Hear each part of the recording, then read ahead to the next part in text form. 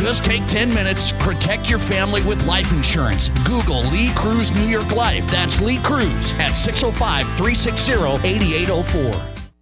At Dakota Bank, we're more than just a place to bank. We're your neighbors. From everyday banking to home mortgages, insurance, and trust services, we're here for every step of your financial journey. We believe in doing what's right for you because we live here, work here, and care about our communities just like you do. Go with confidence, go with trust, go with Dakota Bank. Member FDIC, equal housing lender. Insurance and investment products are not FDIC insured, may lose value, and have no bank guarantee. If you want the peace of mind that your next pre-owned vehicle is the best it can be, you want Honda True. And you only find it at Danny Manholt Rushmore Honda. Our Honda certified pre-owned vehicles are thoroughly inspected and backed by 7-year, 100,000-mile powertrain coverage, up to 2 complimentary oil changes, 24/7 roadside assistance, inspection report, and 3-day exchange. You simply can't buy the wrong vehicle. Search our inventory at honda-true.com or see us at Denny Manholt Rushmore Honda. Ready to be part of something big? Meet the Rapid City Sports Commission, the powerhouse behind sports in Rapid City. The commission focuses on bringing regional and national tournaments, supporting homegrown events, and creating opportunities for our kids.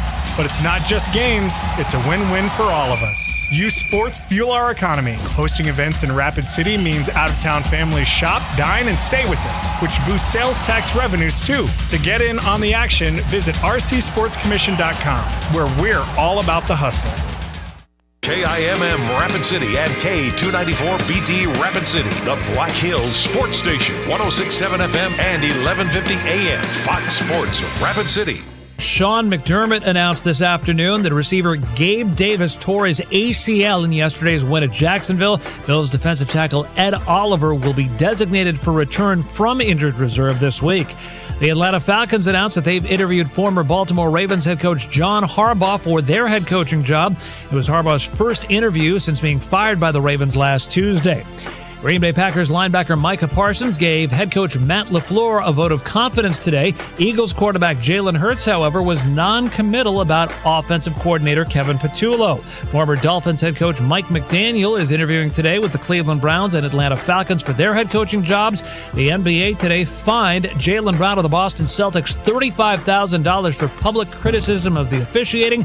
In the NHL, the Columbus Blue Jackets today fired head coach Dean Evison. I'm Isaac Lowenkron. It's time for South Dakota's Sports Talk Show. This is the Nate Brown Show, featuring live callers, great interviews, and thought-provoking sports talk. From the biggest national names to the hottest stories across South Dakota. Welcome to the Nate Brown Show. Here's your host, Nate Brown.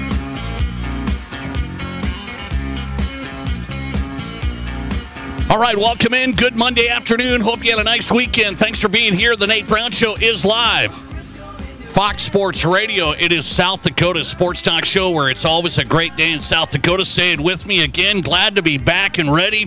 What a weekend, man, of football. I did some basketball. That was good stuff. I just watched games all day yesterday.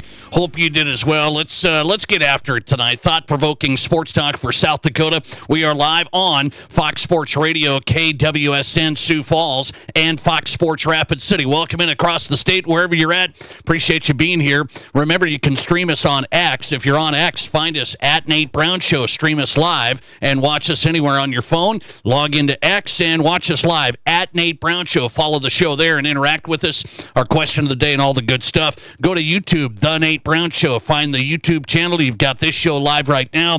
YouTube is The Nate Brown Show. And one more place, Midwest Sports Plus, the new high school sports streaming app in South Dakota, streams this show live. So if you have Midwest Sports Plus, remember to check the show out there and get Midwest Sports Plus for high school games across the board in South Dakota. Basketball season heating up. It's good stuff. Midwest Sports Plus saying hi to you there as well. A Reaction Monday on the Nate Brown Show. A lot to get to. We'll send out a question of the day, get you involved there. Let's get to it. The Pizza Ranch hotline is powered by the Pizza Ranch at East 10th Street, Sioux Falls, and in Brandon. Great location. It is the Pizza Ranch, home of everyone's favorite buffet. Call us on the Pizza Ranch hotline tonight. 605-720-1067. That's the Pizza Ranch hotline. Also, the Barron's Wilson text line open and ready. I've got it. 605-720-1067. That's the number. It's the Barron's Wilson text line for our question of the day and more. Let's look at the lineup tonight. Hey, we're going to go out to Buffalo, New York. We got a big matchup in Denver coming up Saturday. My Broncos and the Bills. We got Nate Geary on. He's the Buffalo Bills pregame, postgame host on the Bills Radio Network, WGR out of Buffalo. He's in tonight. Nate Geary as the Bills take down the Jaguars. How about that? Geary's coming up from Buffalo. Hang on, we'll go to Huskers story. This is interesting. Husker basketball undefeated, coming back from 16 points down to the second half. The Husker men's basketball team is undefeated. Do you hear that? Have we seen this? Jake Sorensen's on tonight from 93.7 The Ticket out of Lincoln. We'll get to that and more. Jason Andera pops in. It's a Monday talking high school hoops. What happened over the weekend in South Dakota high school basketball, girls and boys?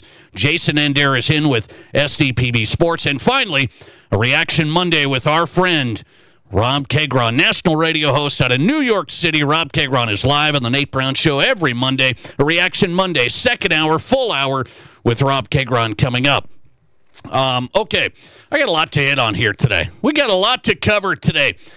So I'm watching the games over the weekend, and we had 3 bad losses, right? There wasn't, the Rams, Panthers, I guess, but you didn't expect the Panthers to really win that. I mean, it was a great game.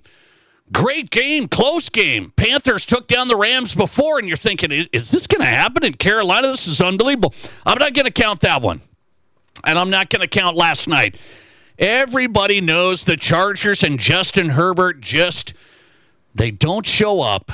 The Chargers and Justin Herbert, they don't show up. Now I'm put in a position where I got to watch my boy Josh Allen take on my Broncos. I mean, that's another scenario for me I'm going to get into on the program tonight. So I hate that matchup for myself. I'm a Josh Allen fanboy. Had him on the show, the whole thing, followed his career from Wyoming. I mean, I got the connection, and he's got to take on my Broncos? I mean, this is a mess, but nonetheless, let's leave that alone. Thanks to the Chargers and Justin Herbert, a no-show last night. So I'm going to go to the other 3 games. I'm going to go to the 3 losses that are bad.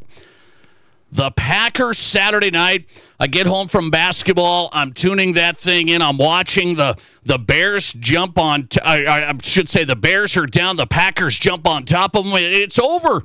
21-3. This is like the New England Patriots and Falcons deal, right? And you Packer fans, I'm surprised I wasn't getting any love from the Packer fans going, see, I told you the Bears are a farce. They're fugazi. They're fake. They're not going to make it work. 21-3, and the Bears come back. So, bad loss number 1, Saturday night. Packers give up the 21-3 lead on the road and lose. Bad loss number 2, I am going to say it's the Jaguars yesterday as they had it at home. The Bills ended up doing the old tush-push love. They got tush-pushed into oblivion yesterday, the Jaguars did. And the Bills somehow, some way, not the best defense, they make some plays. Jaguars played a good game, couple of big turnovers. And the Jaguars' hot streak, the winning streak, is busted up at home in Jacksonville. I think that was a little bit of a surprise. I've seen the Jags up. I mean, I've seen them. They're good now. They've been playing really well. So the Bills, I'd call it a slight upset. I know people want to say, the Bills were favored. They were the 6th seed, but they're the better team. Not so fast. I think the Bills stole one. So that loss for the Jags at home after the winning streak and putting it all together, that was a bad loss number 2. Bad loss number 3 was yesterday afternoon. The Eagles can't finish the 49ers, a banged-up 49ers team. 49ers, I think, are good. What was up with that number in Vegas? 49ers were 5-point underdogs at Philly, and the Eagles were fine. I thought they're still going to be fine. They got the lead most of the game. 49ers offense just got it done in the final stretches. So I think that was a bad loss at home for the Eagles. I'm going to throw out the question of the day tonight on this Monday from NFL Wildcard Weekend. Which one of the big losses over the weekend was the worst to you? I have a feeling you're going to say Packers meltdown 21-3. I get it because it was 21-3. That's not my pick, but what is yours? Question of the day. 3 big losses to me. I watched them all. Which was the worst? You gotta bring all the factors now. Who gave it up? Who should have won the most? The Packers at Chicago? I'm not so sure on that. So let me throw that out. 605-720-1067. It's the Pizza Ranch question of the day. We're giving away a buffet a day, courtesy of our friends at the Pizza Ranch. Hooked up a few folks last week. Hopefully you'll enjoy a free buffet at the Pizza Ranch, location in Brandon and East 10th Street, Sioux Falls. So a buffet a day on the Nate Brown Show question of the day. All I want from you, worst loss of NFL wildcard weekend. Packers, Eagles, Jaguars. That's my question of the day, 605-720-1067. Let's go to the poll results right now. It's massive, massive Packers. Massive Packers. I'm not going to pick that one. I understand it was 21-3, and then it was 27-16. It's like, well, the Packers aren't going to give this up, are they? No way. They're not going to give this up. Brandon McManus isn't going to miss a field goal and an extra point. I should have told you as a Broncos fan, McManus cooked. He was cooked. It was over. Packers, Jaguars, Eagles. Worst loss of the weekend. You know my choice? It was the Philadelphia Eagles. The Eagles, and this is how I'm going to say this. They're at home. Super Bowl champions. Everybody expected after the 49ers lost to the Seahawks, had to go on the road. The Eagles were favored by 5, the biggest favorite of the weekend so far, and they couldn't get it done. I think that was an Eagles choke. I do. I think that was the loss. Packers-Bears went back and forth, NFC North clash. It's a divisional game. I didn't know how that was going to play out. Bad way it ended for the Packers. Eagles choked it to me. Self-destructed, didn't get it done. Not enough offense. Thanks for calling. You're live, and you go ahead. Hey, Nate. Hey, man. What do you say? Go 49ers. What's that? Go 49ers? Yeah, go Niners. So all right. The Eagles, that was a big loss because they're defending champions, one and done. But they've struggled all year. So I think the Niners are just a better team, better coaching. You do. I do. I don't think that having all the names and having all that is 100% win guaranteed. I thought it was weird. Is the big thing. I thought it was weird. 49ers 5-point underdogs. That was weird to me. Yeah, well, the Niner defense stepped up as part of it. I think too is that they haven't been playing well, and they played a lot better. We brought in a couple veteran linebackers because all of our young guys got hurt, and they really stepped it up, I thought. But then, all year long, the Eagles offense has been doing that where they'll go 4 or 5 times out of 6 or whatever. No, you're right on that. I got to ask you, 49ers, Seahawks. Come on, you're a 49ers fan, but they aren't going to win at Seattle, right? I'm riding with my Niners, They so one, it's hard to beat a team 2 times, It's really hard. And all right. There's history here. It goes way back, And I think it's going to be a tough game. No Kittle's going to hurt, but Tonjes is playing well. I think it's going to be a tough battle, but I think our defense is playing better, and that's going to help. All right. You're going Niners. I wouldn't mention one thing. Let's see. Darnold or McCarthy? Let me think. All right. I appreciate you. Thanks for getting in. Yeah. Good to hear from you. By the way, I'm going to go Darnold. I'm going Sam Darnold. Sam Darnold and the Seahawks are going to beat my friends 49ers this upcoming weekend. Biggest loss of the weekend. We got some votes coming in. It is heavy Packers, and I kind of expected that 21-3 lead. meltdown in Chicago. But I think you're not expected to win on the road. When you're at home and you lose, that's the Eagles' home loss. That was a killer.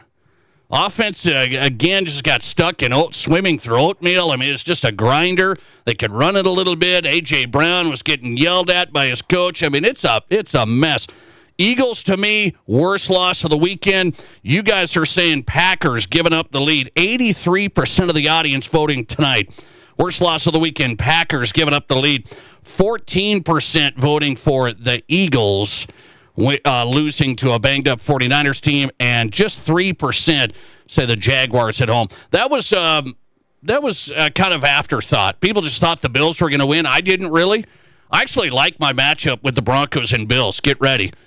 I like the matchup. I love Josh Allen, but I like the matchup for my Denver Broncos against the Bills. I didn't really want to face the Chargers, even though they choked. That was a beauty last night, but I didn't want to face the Chargers. Divisional game, that stuff, I don't like it. I like the matchup for my Broncos against Josh Allen and the Bills. Let's see. What do you say? Worst loss of the weekend. Listener text, it has to be the Packers. Kicker left 7 points on the table. Why isn't anyone roasting him? I told you, Brandon McManus. I had a lot of fun with him in Denver. He was good, and then I knew he started getting a little yippy. He got the yips. That was bad stuff. Lister text, I'm a Packers fan, but I'm impartial. They choked it away, up 15 with 9 minutes left.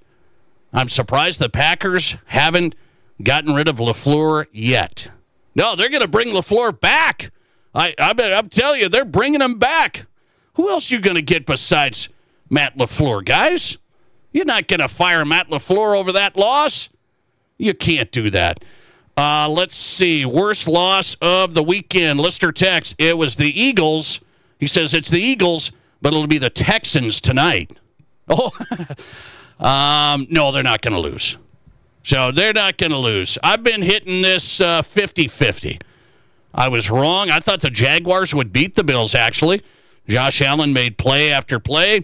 The tush push wasn't that nice. By the way, can you guys finally agree with me? It wasn't even the Eagles. We don't even have to hate on the Eagles. It was my boy, Josh Allen.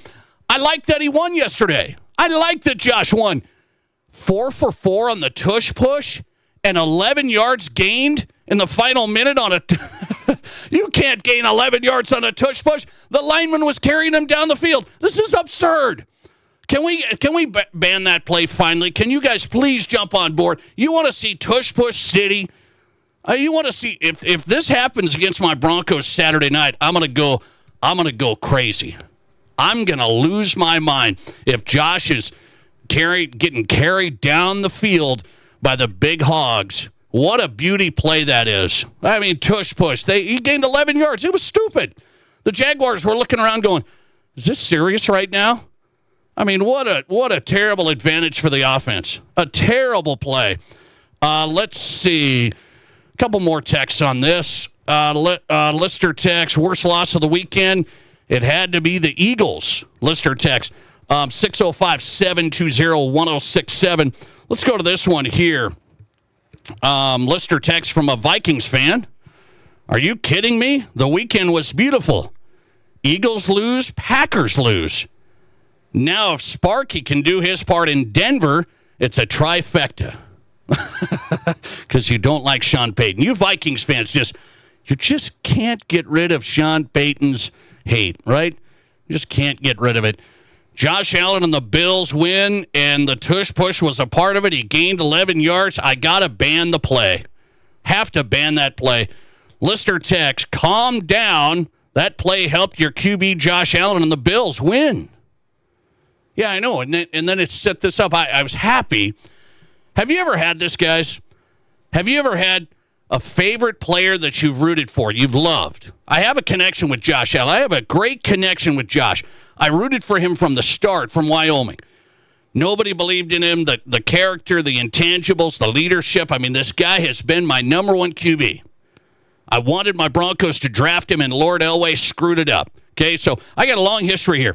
Have you ever had a player you love? You love the player. take on your childhood favorite team. You're passionate. You're passionate about this team. Have you ever had this? I mean, I got the AFC Divisional, and I got my boy Josh Allen against my Broncos. How do I feel about this? I'm mixed right now. I'm going to have to process this for a while. Have you guys ever had that? Like you love somebody. You love this player from a college of yours. Maybe it's your hometown. I don't know. You have a connection. It's going up against your team. Going up against your team. That's me this weekend. That's me Saturday night. By the way, don't twist it. Do not twist this. You see, I got all the Broncos stuff here in the studio. I got Broncos stuff everywhere. It's Broncos all day Saturday. You think I'm rooting against Josh Allen? You better believe it. Sorry, Josh. I love you. Time to lose again. Broncos all the way Saturday. Listener text coming in. What's crazy as a Vikings fan is all three division rivals have all won a playoff game within the past 2 seasons, and the Vikings have not. Stat of the day from a Vikings fan, bringing us back to reality. We're going to go out to Buffalo, New York right now. He's the Bills pregame and postgame host. This is the big guy on WGR and the Bills radio network in New York, Nate Geary. Talking Bills, Josh Allen, and the Broncos coming up. This is South Dakota's Sports Talk Show. At Black Hills Federal Credit Union, we help all kinds of people get into all kinds of vehicles with loans as unique as them. Trucks, cars, SUVs, we finance them all with local service and rates starting as low as 4.99% APR. That's right, 4.99%. Keep your loan local and find the one that fits you at bhfcu.com. Apply today online or text 605-718-1818 to get started. Offer subject to credit approval. BHFCU is member-owned and insured by NCUA. How do you make a buffet day even better? Make it a play day. The Pizza Ranch and Fun Zone Arcade is your place for good food and good times. Won the big game? Make it a play day. Aced your test? Make it a play day. Just need to get out of the house? Make it a play day. The Pizza Ranch and Fun Zone Arcade has all your favorites and all kinds of fun.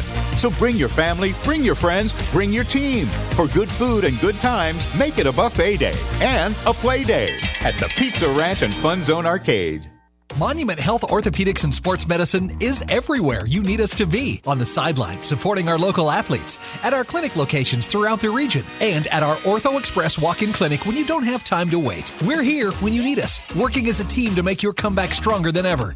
Getting stronger, getting better, getting you back to your best self. The life of an athlete has its uncertainties, wins and losses, injury and recovery. In the Black Hills area, athletes can always count on Monument Health Orthopedics and Sports Medicine, here for whatever moves you. Here's your Fox Sports Rapid City forecast. A wind advisory begins at 5 a.m. tomorrow morning and remains in effect until 5 p.m. tomorrow night. Sunshine mixed with clouds at times this afternoon, with daytime highs approaching 63. Westerly winds 8 to 15 miles per hour. Partly cloudy skies again. Tonight, lows dip down to about 42. That's your forecast on the Black Hills Sports Station, Fox Sports Rapid City. Currently, it's 60 degrees. Hi, I'm Tim Wrench, and I'm seeking personal injury cases. If you've been injured because someone else did something wrong, call me up.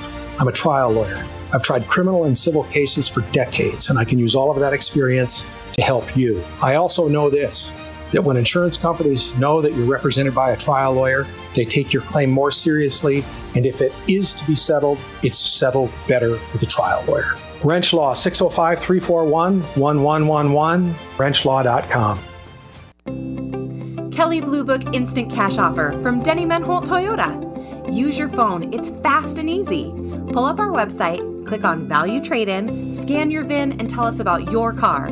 You are on your way to a no-hassle, no-commitment cash offer on your vehicle in under 5 minutes. Bring your vehicle and your Kelley Blue Book Instant Cash Offer to Denny Menholt Toyota and get cash or trade-in credit today. See you soon at Denny Menholt Toyota, Rapid City. Hi, this is David Brenneman with Coldwell Banker, Black Hills Legacy in Rapid City. Have you thought about buying a home or real estate in the Black Hills? Maybe you want to upgrade to your forever home? I have been helping people in the Black Hills find the right home for nearly 20 years. When it comes to buying or selling, experience matters. Let me do the work and you can open the door to your new home. Say hello to a goodbye with me, David Brenneman. To get started, just Google David Brenneman, Coldwell Banker. Live callers, big-time interviews, and breaking sports news. This is South Dakota's sports talk show, The Nate Brown.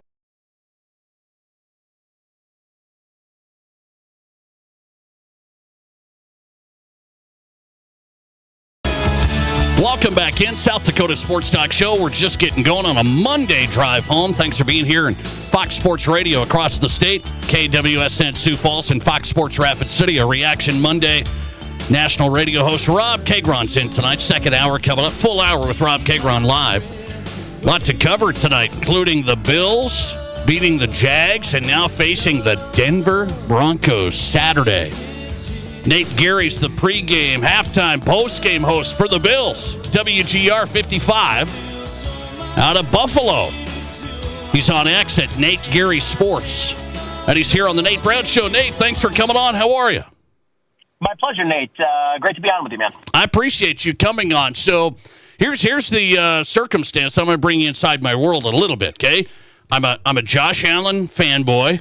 My brother played at Wyoming. I mean, you know the cult following now. So the Wyoming Cowboys and the Buffalo Bills are all connected. So I've interviewed Josh, had him on the show, the whole thing. So I'm a Josh Allen fan. I'm a childhood fan of the Denver Broncos.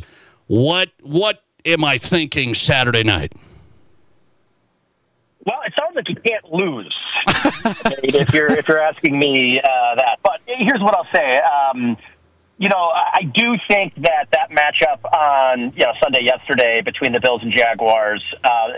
Listen, I think the Jaguars were the hottest team in the AFC going into that game, the hottest offense, and the number one rush defense in football. And man, did they play like that, especially defensively against James Cook, one of his lowest outputs of the season, averaging just over 3 yards a carry. It was really a clinic what they were able to do to a really good Bills offensive line. I would tell you that I wasn't exactly the most confident in that in the game on Sunday. I picked the Bills to lose, but I would have said this earlier today. I was on another interview, and someone asked me if I had to choose between Denver or Jacksonville in the opening round, which team would I have handpicked? I would have picked Denver. Wow! And I know Denver's defense is great. I think they match up. I think the Bills match up well against Denver. Their strengths on the edges, Cooper and Nick Bonito, really great, smaller, compact pass rushers, right? They're not, Danielle Hunter, first day, right? But I think with the Bills, what they've got on the edges with Spencer Brown and Deion Dawkins, two of the league's best tackles, and just from recent history going back to last year in the wild card round, I do think that's a matchup the Bills feel they can win with more regularity than, let's say, they were against Houston. I also look at, this is not a Denver defense that's built around stopping the run as much as it is around stopping the pass. I think the Bills would like to get back to running the football like they have all year. So in that, I do think the matchup Bills offensively versus a very good Denver defense, I think fits into what the Bills can do because, listen, you guys got great corners, right? Pat Surtain, Janae Barron, Riley Moss. Well, the Bills don't really have much at receiver. They really want to funnel through their running backs in the pass game and the tight ends, and that's really where I think is sort of the weakness of this Denver defense. So from a matchup perspective, Bills offense versus Denver defense, I'm definitely feeling a little bit better than I did leading into that matchup against Jacksonville last week. I got to ask you about this. You picked the Bills to lose. So did I. And I'm a Josh Allen guy. I'm like, I don't think they're going to beat Jacksonville because I watched the Jaguars and the Broncos game a few weeks ago. I said, Jags are, as you said, so hot, so good right now. Here's my deal with the Bills. Are they not very good defensively? It seems like that to me, but yesterday they made big plays. What's this Bills defense really like? They are finding their way. This isn't a flash in the pan, Nate. This isn't we're very surprised by this performance because this has been about a 7 or 8 week buildup for what they've done defensively. And this is, Ryan Nielsen, funny enough, who was the defensive coordinator last year under Doug Peterson in Jacksonville, he came over to coach the Bills defensive line. Bobby Babich has been their defensive coordinator for the last 2 seasons, is a longtime assistant of Sean McDermott's, and obviously everybody knows Sean McDermott's defensive prowess, right?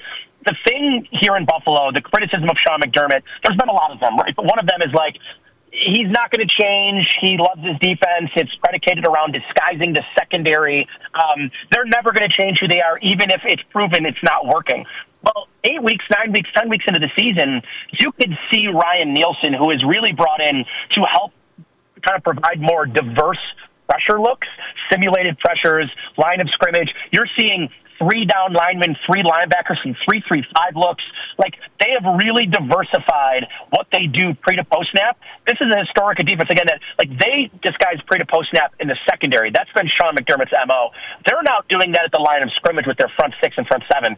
So, to me, I was quietly more, I said this in pregame yesterday, I was quietly more confident that the Bills' defense would keep them in that game more than I thought the Bills' offense would. It turned out the Bills' offense, got it together at the end of that game, 2 straight touchdown drives. But 3 and out in the first drive for the Bills defensively, I think really set the tone for the rest of that game. But I think this is a defense that is sort of rounding into form, obviously at the right time. But this is a defense that if you're Don Payton, if you're Bo Nix, and you're watching film from weeks 1 through 10, I think you're wasting your time because that is not going to be the defense that the Denver Broncos see on Saturday. I see the Bills are banged up, and Josh Allen is one of those guys. He's going to play. He's a gamer. He's a leader. Is Josh Allen hurt? I would say Deion Dawkins, the Bills starting left tackle, said this after the game on Sunday. He said, at this point, we're 19 weeks through the year. Everybody in the NFL is hurt. They're playing hurt in some capacity. He took a lot of shots, and I was watching some post-game interviews from Jacksonville players, and Josh Allen, Hines Allen, after the game said, we bruised and battered Josh Allen. We took every shot we could take at him, and he just kept getting up and kept making throws and kept making plays late in that game. You'd have to pretty much amputate a limb to get Josh Allen off the field, and I think he'd still try to find a way to go. But this is a roster that has been going through injury issues since training camp. Ed Oliver, it's potential that he makes his return on Sunday. I think it's more likely that if the Bills were to win on Saturday, that he would return for the AFC Championship game. He's coming off of a bicep tear, and then he had a meniscus cleanup surgery around 3 or 4 weeks ago. So he's going to be a borderline guy, but they're probably going to be without Jordan Poyer. They're now going to be without Gabriel Davis, who tore his ACL last week. So listen, the Bills are going to be, I don't want to give away any government secrets here, but there's a guy sitting on the Denver Broncos practice squad right now by the name of Elijah Moore that started the season with the Bills, that knows the Bills playbook, and it would not surprise me at all if in the next 24 hours there's a claim made by the Bills assigning Elijah Moore back to the Bills' active roster. They're just in dire straits at the receiver position going into that game on yesterday, on Sunday, Nate. Other than Khalil Shakir, who had been their leading receiver for the last 2 years, and Deion Coleman, who they drafted, obviously, in the second round. Deion Coleman was a healthy scratch for most of the season. Brandon Brooks was picked up after week 13. Right. Tyrell Shavers was an undrafted free agent 4 years ago, could not make the game day roster for 3 straight seasons. And then Gabriel Davis, who was let go by this team and then re-signed in the offseason and didn't get activated until week 10.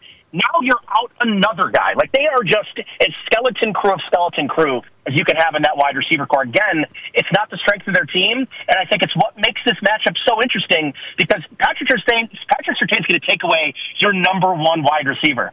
I don't think the Bills have a number 1 wide receiver. Nate Geary joining us from Buffalo, WGR 55 Bills pregame, halftime, postgame host. Bills are in Denver Saturday. So tell me this. It's the rematch from last year. Bills blasted them. Are you of the belief, the Broncos are the number 1 seed. Some people think they got lucky. They just won barely. Are the Broncos a lot better than last year, do you believe? I don't. I think they're very similar to last year. I think the thing with Denver is they did what I thought Kansas City did last year, which they lived and died by the 1-score games. Kansas City clearly regressed, right? They were 11 or 12-0 in 1-score games. That is not sustainable year in to year out. That doesn't mean that I think just because I think they're the same or very similar that I think they're a bad football team. Janae Barron is a really nice player. That's a guy I think I really liked for the Bills, had he been available for them when they picked. I just think I look at Bo Nix, and I see a passing offense that is really reliant on the short passing game. FYI, so are the Bills. He can extend plays. That's the one area where I think I might be concerned. The Bills have struggled, defending mobile quarterbacks. I look at this offense, I say, if the one area they could really hurt the Bills is the run game, this is not a particularly good run team. They've really missed J.K. Dobbins on the film that I've watched. And not a shot at R.J. Harvey. I just don't think he's an every down NFL back. I think he's a great complement to a guy like J.K. Dobbins. And I think largely this is a very similar defense than what the Bills saw last year. And I thought they had a lot of great answers for it. The question is going to be, can Dalton Kincaid be healthy and can he make plays? Can they get their running attack with the league's leading rusher and James Cook going? But I would say that both of these teams are very similar to the teams that were last year. The Bills are a little bit more hot and cold, and it is a skill, Nate, and I don't want to take this away. It's a skill to win one-score games. It is not luck.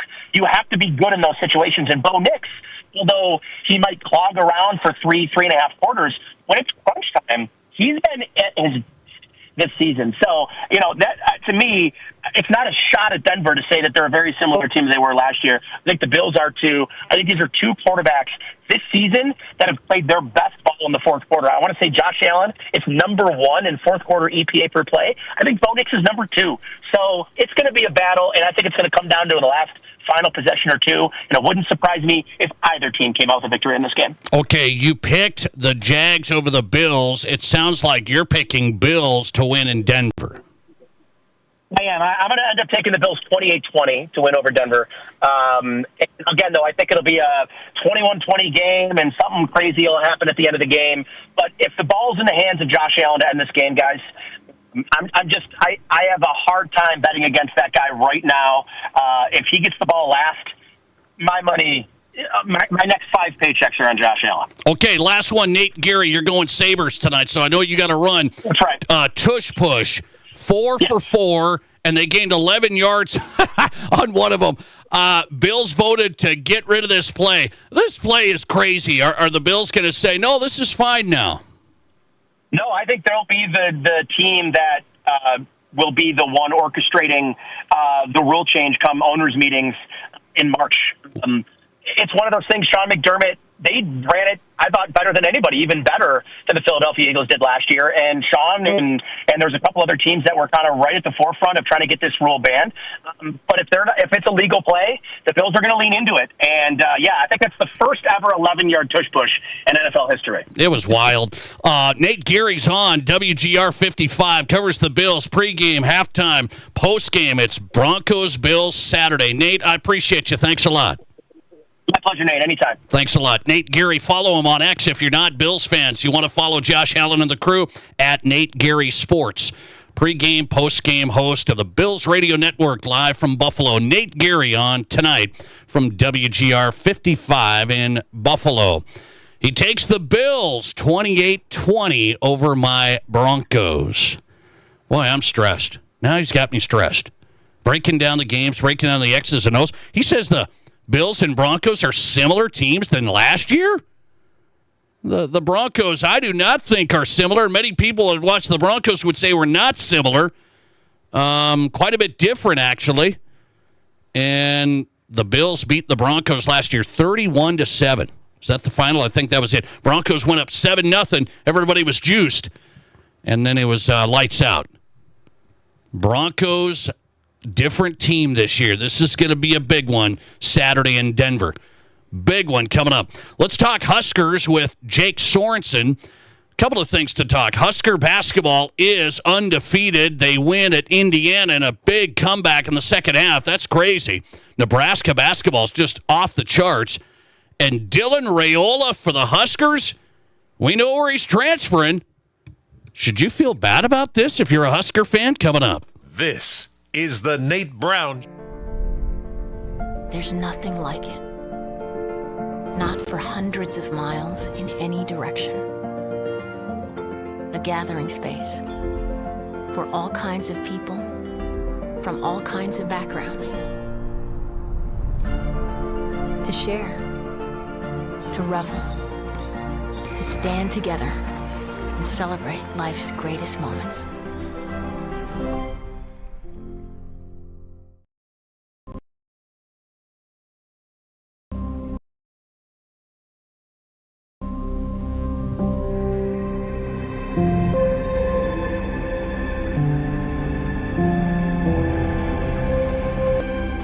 We are number one. You can always be their number one. Black Hills Surgical Hospital and Black Hills Orthopedic and Spine Center.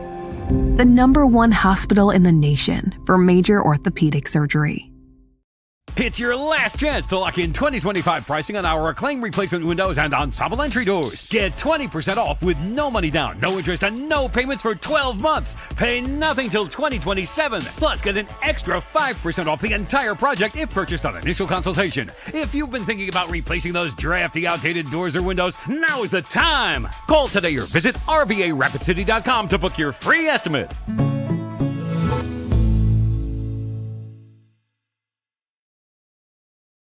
What do you call a place? It's one of Deadwood's largest casinos, but is it really a casino? Because you can't decide, should I play or eat or wait, there's a liquor-infused ice cream bar? I mean, you're playing craps one minute and the next you're looking at a charcuterie board? What even is that? Never mind the gunfight outside, you don't have time for that. You've got espressos to down and games to bet on and a pub with 48 whiskeys? What do you even call a place like that?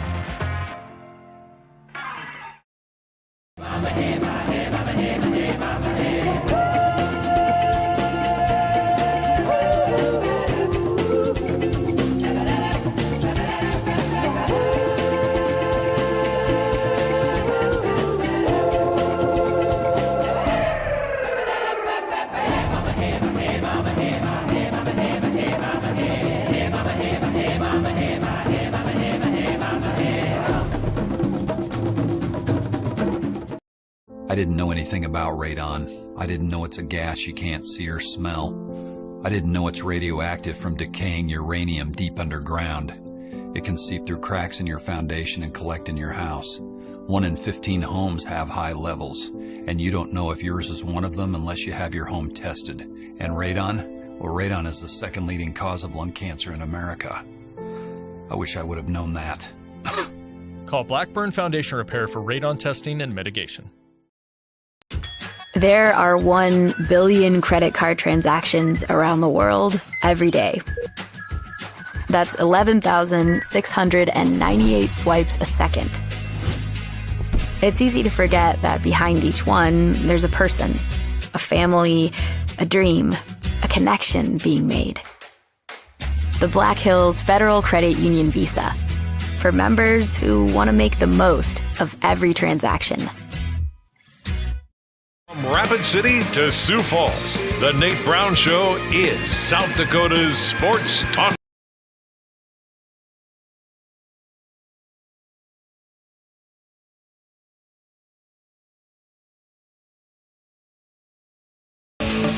It is South Dakota Sports Talk Show live, Fox Sports Radio, KWSN, and Fox Sports Rapid City. The Nate Brown Show on. It's always a great day in South Dakota. Welcome in. Monday drive home. Thanks for being here. Question of the day brought to you by the Pizza Ranch. We give away a buffet a day on the Nate Brown Show. You just answer the question of the day on the text line. We'll throw you in. We might text you a winner. Free buffet to the Pizza Ranch. Location in Brandon or East 10th Street, Sioux Falls. Buffet a day. Question of the day. Which NFL wildcard loss was the worst this weekend? I got 3 candidates. 3. Packers give up the lead. Eagles can't win as 5-point favorites, can't finish the 49ers in Philly. The Jaguars get tush-pushed into oblivion. The Jags had hottest team in the NFL, and the Jags go down to the Bills. Which loss was the worst this weekend? Question of the day, 605-720-1067 if you want in on the Pizza Ranch Buffet a Day win.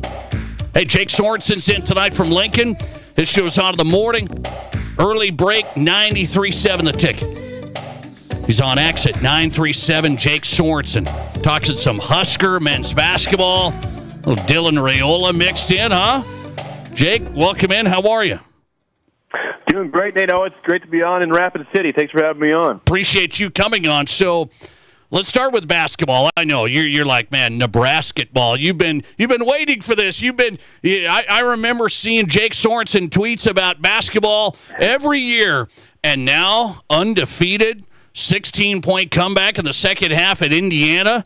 Nebraska basketball. I had a listener text me and say, Nate, is Nebraska going to win the Big Ten? Can they stay in this thing? I said like 2 weeks ago, I doubt it. I don't know Nebraska basketball like an expert, but I doubt it. So what do you think now with the Huskers?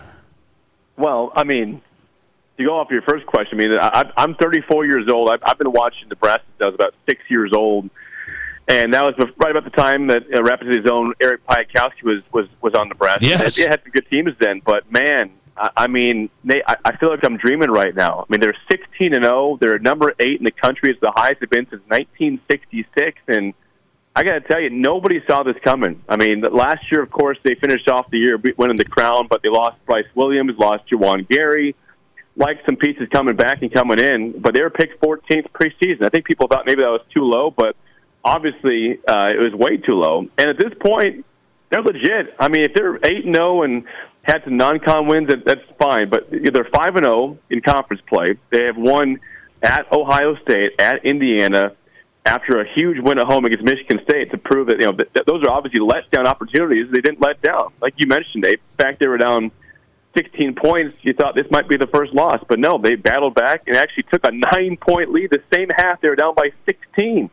So we just are still collectively stunned at how good this team is, and they're legit. They can win the Big Ten. I don't know if I expect it, but this is a team right now that's seen as a 2 or a 3 seed in bracketology, which, yes, it's mid-January. It's too early to talk about that being reality. But the reality thing is this team is going to be good and stick around all year, and it hopefully is the first team to ever win a tournament game for the Cornhuskers. Don't say that yet. I mean, come on, don't do that yet to yourself. By the way, how are they doing this? How did Hoiberg do this? Meaning, people are going to point to NIL. Do they have a bunch of money? How did this build up here? Well, I think right now, I mean, college basketball and sports in general are kind of a crapshoot every year, to say that, to be polite, because a lot of these guys kind of go to different teams and bounce around year by year by year. But Nebraska is an old team.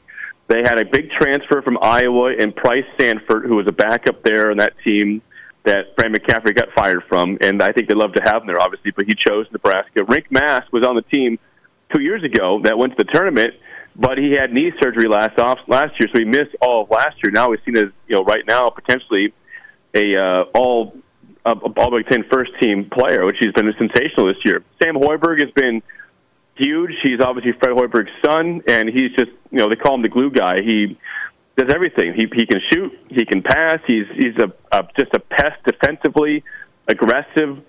And then off the bench, you got this kid, Braden Frager from Lincoln, from Nebraska. Somebody that I was talking to my colleague and said, did you watch this kid in high school? He went to Lincoln Southwest, and they said, yeah, he was fine, but now he's be turning into likely, potentially the Big Ten freshman of the year, and someone that NBA guys are looking at already, which is crazy for a guy, Braden Frager. So him off the bench, and just the fact that these guys, the ball is not sticky. Nobody needs a certain amount of shots. They're very, this is the most unselfish team you've ever seen, and they're good on both sides of the ball, offensively, defensively, and the reserves are very good. So it's just an incredibly well-built team that, again, maybe we should have seen coming, but nobody saw them gelling like this at all. Can there be some passion breakthrough here?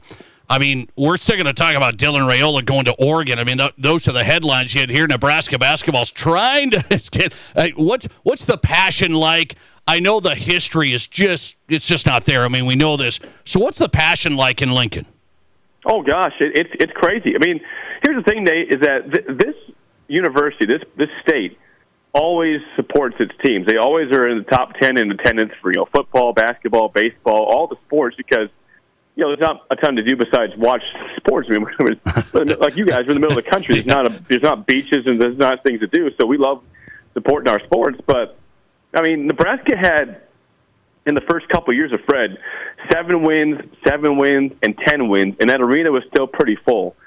So the fact they're doing this, you're seeing the results of these ticket sales, just incredible. I think they said they have 1 game left that's not sold out yet. Wow. Which will be sold out, I'm sure, soon against Washington next week. Otherwise, like, they're sold out through the end of, through March for all these games. So yes, the buzz is real. Fans are jacked up, and you're seeing actually quite a few fans make road trips to, last week Indiana. They'll go to Northwestern this weekend, and Minnesota next weekend after that. So it's just fun to, for the football program that's kind of been underwhelming, to have something step up and take its place. And wow.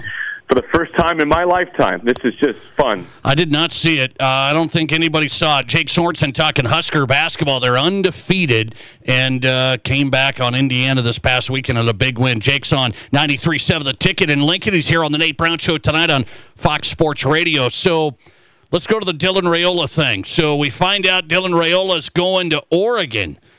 I'm sitting here looking at that going, okay, the Husker fans, some of them wanted him out. Now he goes to Oregon. Do you think people were a little surprised that Dan Lanning is going to roll with Raiola? I would say yes, I am surprised. I was hearing early on with him Louisville, but they got Lincoln Keno's, of course, from South Dakota, from Ohio State. So good for Jeff Brom to get him. And Syracuse was actually a name mentioned, which obviously would be a step down from Nebraska.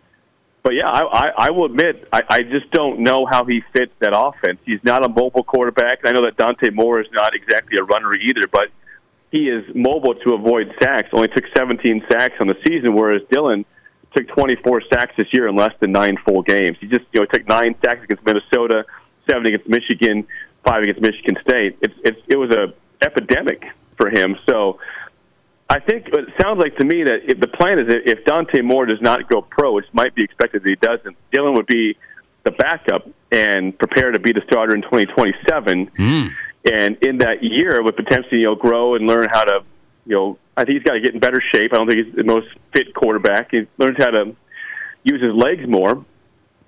And then, let the tutelage of Dan Lanning's team build him to the quarterback he can be. So I think his best path to the NFL is probably going there instead of Nebraska. So if that's his goal, that's great. But if not, then, yeah, I'm curious how this goes and how that fits for Oregon. I really am. You sound like you doubt that Dylan Raiola could play at that level. Is that above his pay grade, Oregon football?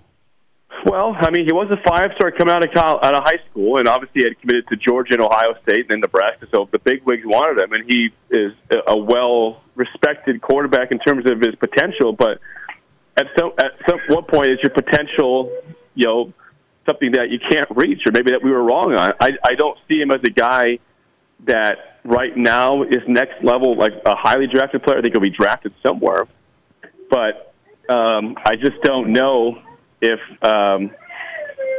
he's going to be the guy that people thought he would be out of high school and being, a first-round draft pick. So I have my doubts. I really do. But I will wish, I don't wish ill will on him. I hope he has a good career and gets it figured out. But it was not going to get him to the next level here the way things were going at Nebraska. Dylan Raiola out at Nebraska, transferring to Oregon for the Ducks, and we'll see what happens to Dante Moore, the great QB, of course. Didn't look too good against Indiana, but he had a nice year. Jake Sorensen on tonight. Last one. Is anybody upset that Dylan didn't write a goodbye letter to Husker Nation? Well, a little bit, yeah. It's bizarre.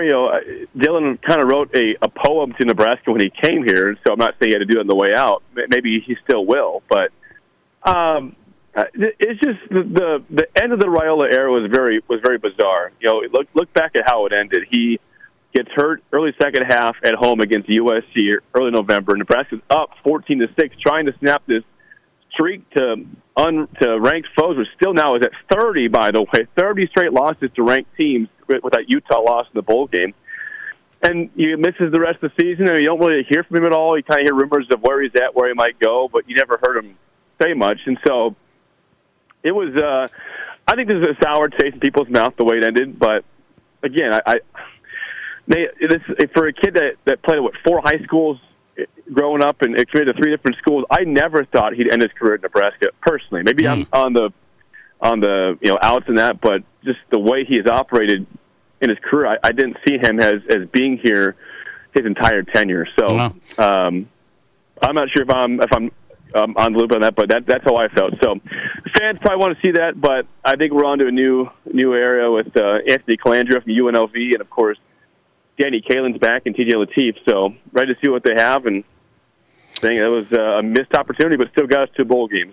Jake Sorensen on tonight. Nebraska ball is the headline right now, and Raiola goes to Oregon. He's on 93.7 The Ticket, talking about it in the morning on Early Break out of Lincoln. Jake, appreciate you, man. Thanks a lot. Thanks, Nate. See ya. Jake Sorensen on tonight from Lincoln, 93.7 The Ticket, Early Break host. He's on X at 937. Jake Sorensen, live from Lincoln, talking Huskers on the Nate Brown Show. All right, appreciate Jake hopping in. By the way, let me ask that question. Let's get another question of the day on the board tonight. Do you like when star players like quarterbacks that transfer write a goodbye message to their fans? I mean, we get this stuff a lot. Mark Gronowski wrote a great letter to the Jackrabbit Nation, right? They're thankful and all that stuff. That usually happens. Well, the story is, and I'm Dylan Raiola hasn't done that for the Huskers.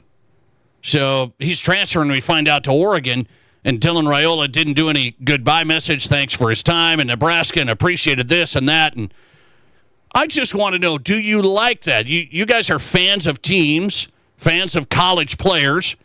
Do you want to see a goodbye message to fans from these players when they transfer? You want to see that? Question of the day on the Nate Brown Show, 605-720-1067. Text us on the text line, would you? I'd like to know where you stand on that, our question of the day. Jason Adair is coming up. SDPB Sports talking high school hoops. This is South Dakota's Sports Talk Show.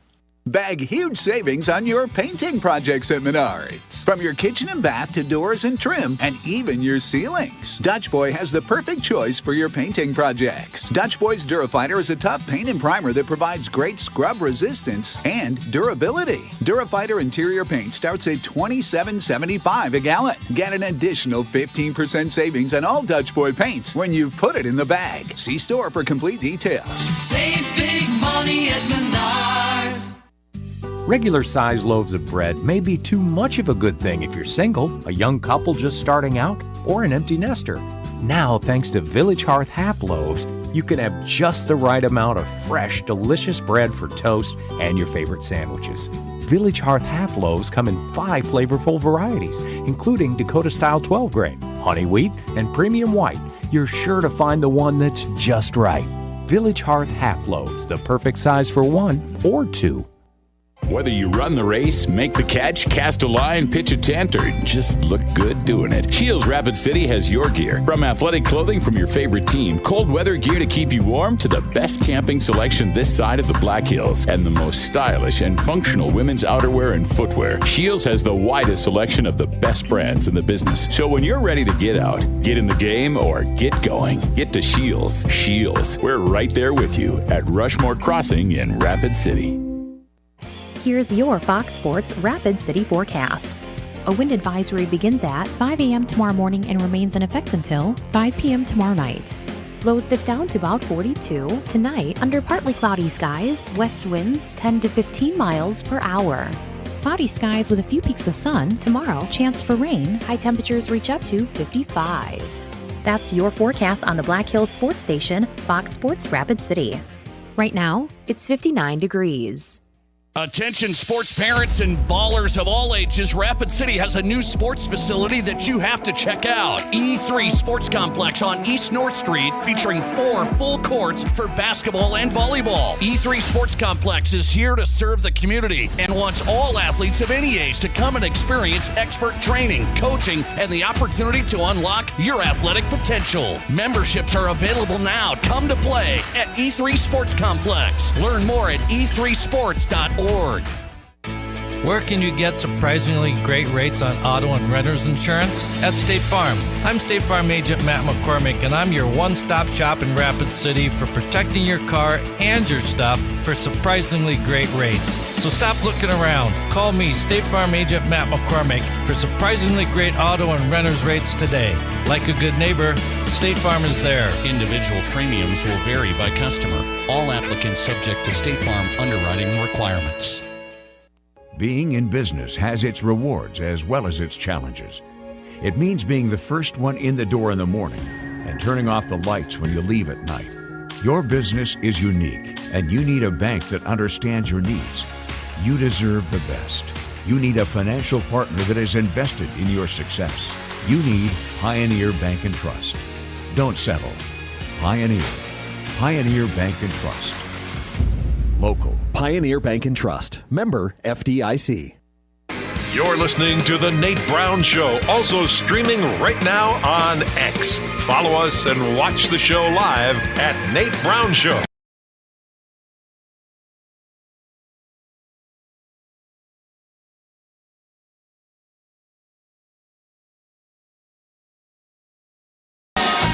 It is the Nate Brown Show live, Fox Sports Radio, South Dakota Sports Talk Show, back on a Monday, a Reaction Monday. Coming up, Rob Kagron's on his way in, live in studio. National radio host Rob Kagron is in on a Monday on the Nate Brown Show with a Reaction Monday. A lot to discuss, a lot of football, you might imagine. We're going to talk some high school hoops as well, so hang on. We do it every Monday with Jason Andera, South Dakota Public Broadcasting. He does a show called Game Time, breaking down high school hoops across the state.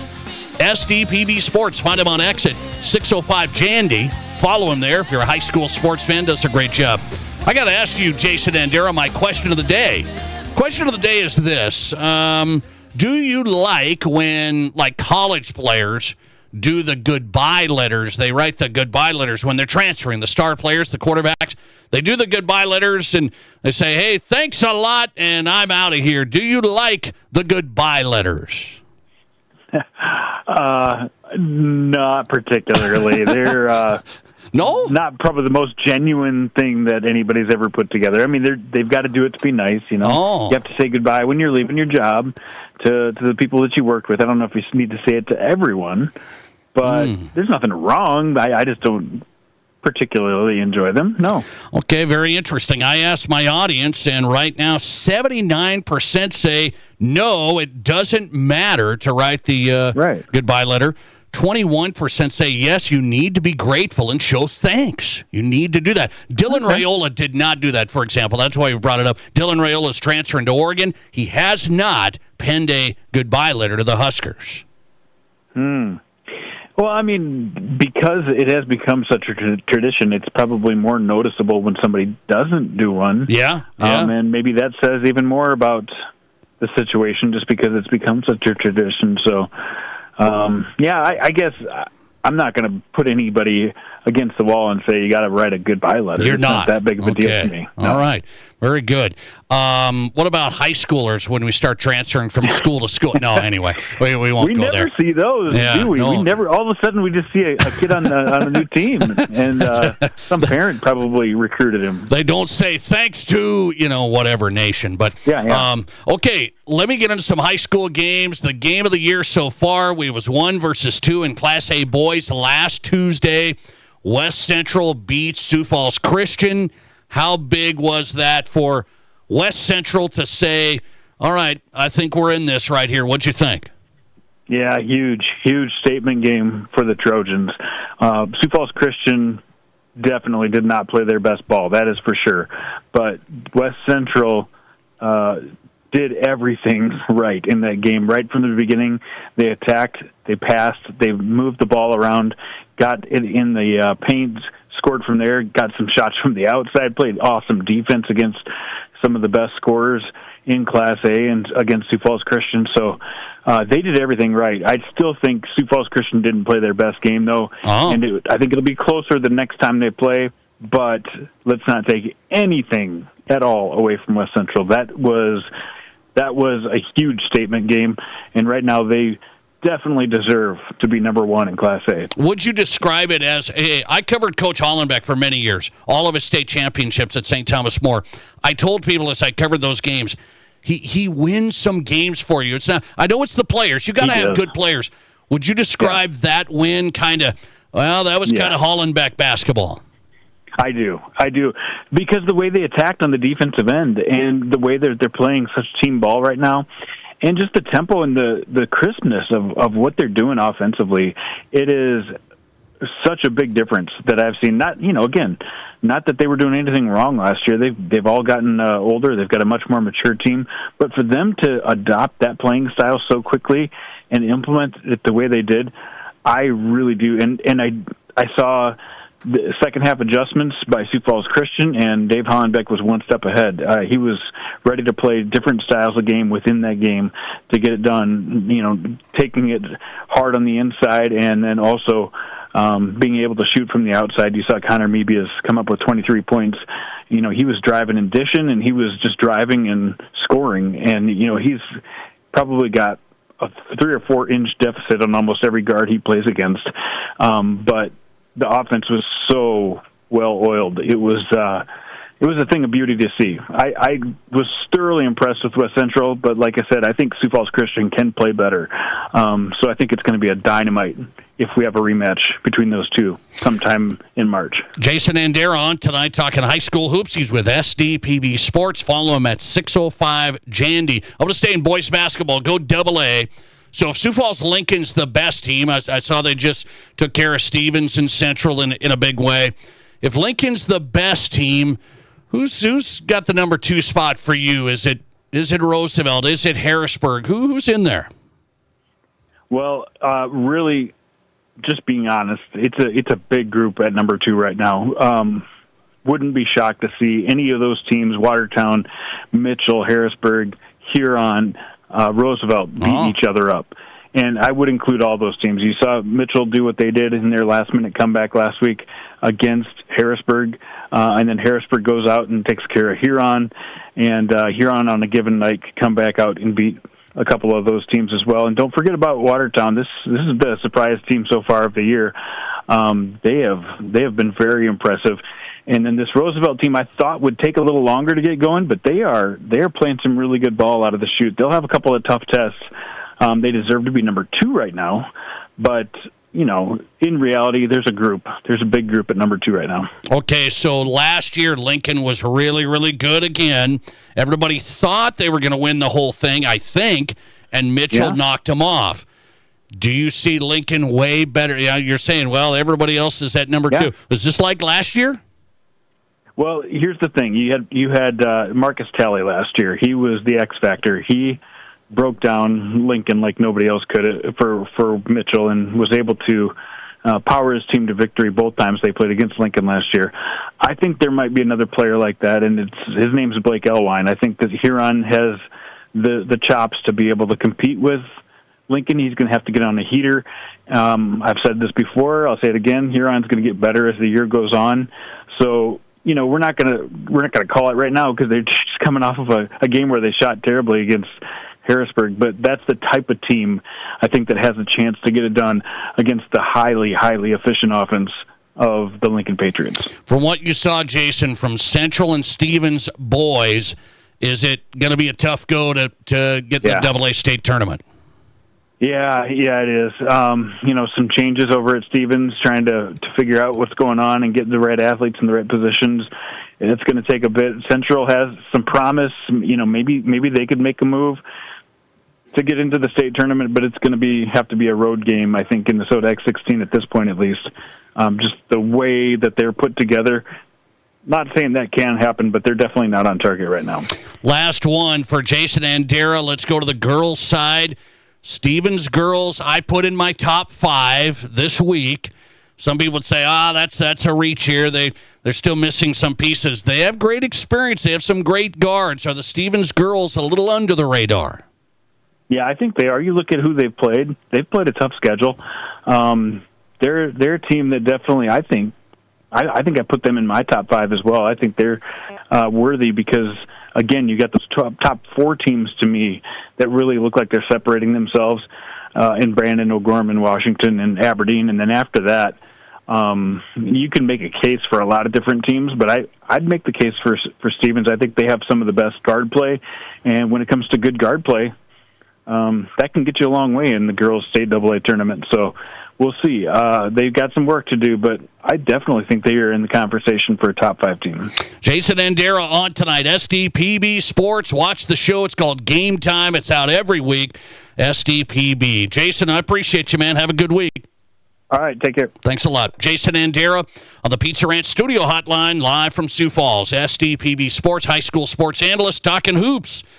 Running the show on Game Time is the show on SDPB Sports. All right, it is time for Rob Kegron. He's ready. He's ready to roll. It's a wild card weekend reaction Monday with Rob Kegron, our guest host, as we kick things off. Who had the worst loss of the weekend? Coming up. This is the Nate Brown Show. Could there be a better name? Auto Value Parts Stores. They aren't just about air fresheners or fuzzy dice. Auto Value Parts Stores are all about parts, auto parts, and advice. Pros who know auto parts with tons of tips when you need them the most. You want real value? Don't go to a place with a cute name. Go to Auto Value. Could there be a better name? I didn't think so. Your Auto Value Parts Store. We've got the parts, we've got the smarts. Mom, can we please go to Waitiki Indoor Water Park Resort? Waitiki? What's so special about it? Are you kidding? It's got slides, fountains, a lazy river, everything. And it's just a short drive to Rapid City. If we stay at one of the hotels, we get water park passes for free. Wow, you really did your homework. Okay, what do you say we pack our swimsuits and hit Waitiki this weekend? Yes, best mom ever. Unlock your adventure at WaitikiWaterPark.com. This January, it's Mount Moolah Cadillac Jacks Gaming Resort. All month long, you can secure your claim of over $45,000 in cash and prizes. Join us every Friday and Saturday from 8 p.m. till midnight for drawings and payout cash prizes starting at $300 and piling up to $1,000 at midnight. Be a Cadillac Jacks for the Mount Moolah Grand Prize Drawing, where we'll give away $9,000 in cash and prizes. It's Mount Moolah, only at Cadillac Jacks Gaming Resort in Deadwood. How will your night play out? The doctors and staff at Black Hills Orthopedic and Spine Center have provided expert bone, joint, and muscle care to patients in the Black Hills area since 1976. Whether you're an elite athlete, a weekend warrior, or just want to continue your active lifestyle, the orthopedic experts at Black Hills Orthopedic and Spine Center will help you stay in the game. Don't let an injury keep you from doing the things you love. Trust the team at Black Hills Orthopedic and Spine Center, specializing in what moves you. Learn more at BHOSC.com. KIMM Rapid City and K294BT Rapid City, the Black Hills Sports Station, 106.7 FM and 1150 AM, Fox Sports Rapid City. Collins Siding has been the region's premier window siding, door, and gutter installation specialist since 1974. They use only the highest quality materials and never compromise on their workmanship. Collins Siding is licensed, bonded, and their estimates always include labor, materials, and applicable permits and taxes. Collins Siding has been providing top quality service and exceeding high standards for over 45 years, and you can find out how by visiting them at 2016 Cherry Avenue. Collins Siding, 2016 Cherry Avenue, Rapid City.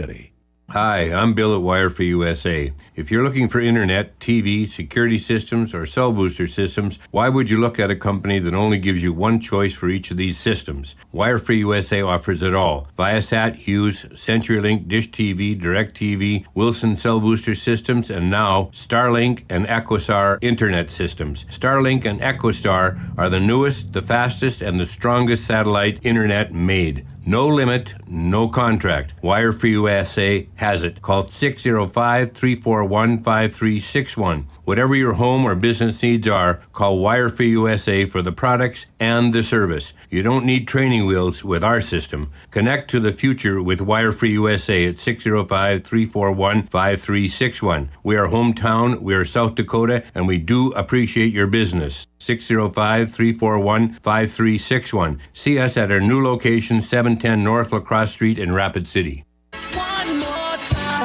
This is the Nate Brown Show.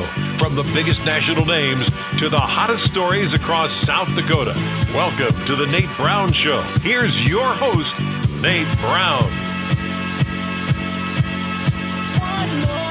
All right, welcome in on a Reaction Monday. Hope you had a great weekend. Hope you had a good Monday. You're back at it, right? I hope you're having a good start to the week. What a weekend of football. The Nate Brown Show is on Fox Sports Radio. It's South Dakota Sports Talk Show, thought-provoking sports talk for South Dakota on KWSN, Sioux Falls, and Fox Sports Rapid City. Welcome in a Reaction Monday with Rob Kagron back in studio, ready to go, and a lot of football to discuss. And we gotta talk about a few things. I'm gonna take the game last night off the board. That was a mess. The Chargers choked. Justin Herbert's it's a classic. So 3 points. It was a beauty last night. So the Chargers go down. It pits the Bills against my Broncos. So you have to help me. I think you're wise some of the time. I'm gonna take some of your advice. It's my Broncos, my childhood team, John Elway, and all the passion and everything. I got all the Broncos stuff. I'm the Broncos guy against maybe one of my favorite players of all time. One of my favorite players. We've had him on the show. I followed him down at Wyoming, the guy that I wanted my Broncos to have. So have you ever had this in your life? Your favorite player, a beloved. It's like if you're a Michael Jordan fan, and then you had to root against him somehow. I'm a Jordan guy, but now I'm going to root for the Knicks or something. Have you ever had this scenario? My favorite player against my team. I'm all in on the team. I mean, I'm all Broncos, but I am mixed Saturday. Yeah, I can understand the being conflicted like that. I can't think of one off the top of my head. For you. Because I've always been about the jersey. As I've gotten older, I'm less about teams and more about players. I can't think of a whole lot that I really... everybody knows who listens to the show that I'm a huge Aaron Rodgers fan. But at the time when he played the Giants in the NFC Divisional way back when, like 2012, I don't think I was that big of a fan of his to have cared that much. Like, if they played now, I would have to put aside my love for Aaron Rodgers and root for the Giants. I think ideally, Nate, the best scenario is for Josh to play really well and Denver to win a classic, right? Because then I'll take that. Yeah, because you get the best of both worlds in that scenario, and he still walks out with his head held high, knowing he played a great game and just lost to a better team. But it always comes down to the jersey. I think still for true fans, it comes down to the jersey more than the player. I had a buddy of mine, he's been texting me over the last 2 years, your boy Josh, you're this, you're that. Do you have his jersey? Do all this and that? And he says, you're not a true Broncos fan. I'm all Broncos all the time. So now my brother, who got me as a Broncos fan, he made me, you have an older brother. I'm a Broncos guy, so I went with him. My brother has flipped. He is not rooting for the Broncos Saturday. He is rooting for Josh Allen and the Bills. I mean, at that point, you're no longer a fan of the Denver Broncos. I just have to say that. You're not, right? Even going forward, like a year from now or a week from now, if Denver you can no longer, if you're choosing a player of an opposing team against the team that you grew up rooting for, you no longer root for that team. You just don't. Like there's no way around. Like, you can't have it both ways. By the way, he's listening, I think, right now. Well, I don't know your brother, but you're no longer a fan, Mr. Brown, of the Denver Broncos. You're just not. He's tougher than a $2 steak, so you may not want to see him. By the way, I called him out, though. You can't be a Broncos fan and a Bills fan this weekend. Okay, so I'm all in on the Broncos, but I wish it wasn't Josh Allen, thanks to the Chargers messing it up. Now, I'm not going to put that game in a worse loss. Patriots should have won. They were favored there at home. I did think it was going to be closer. It was a mess. 3 losses I think were bad. Packers give up the lead.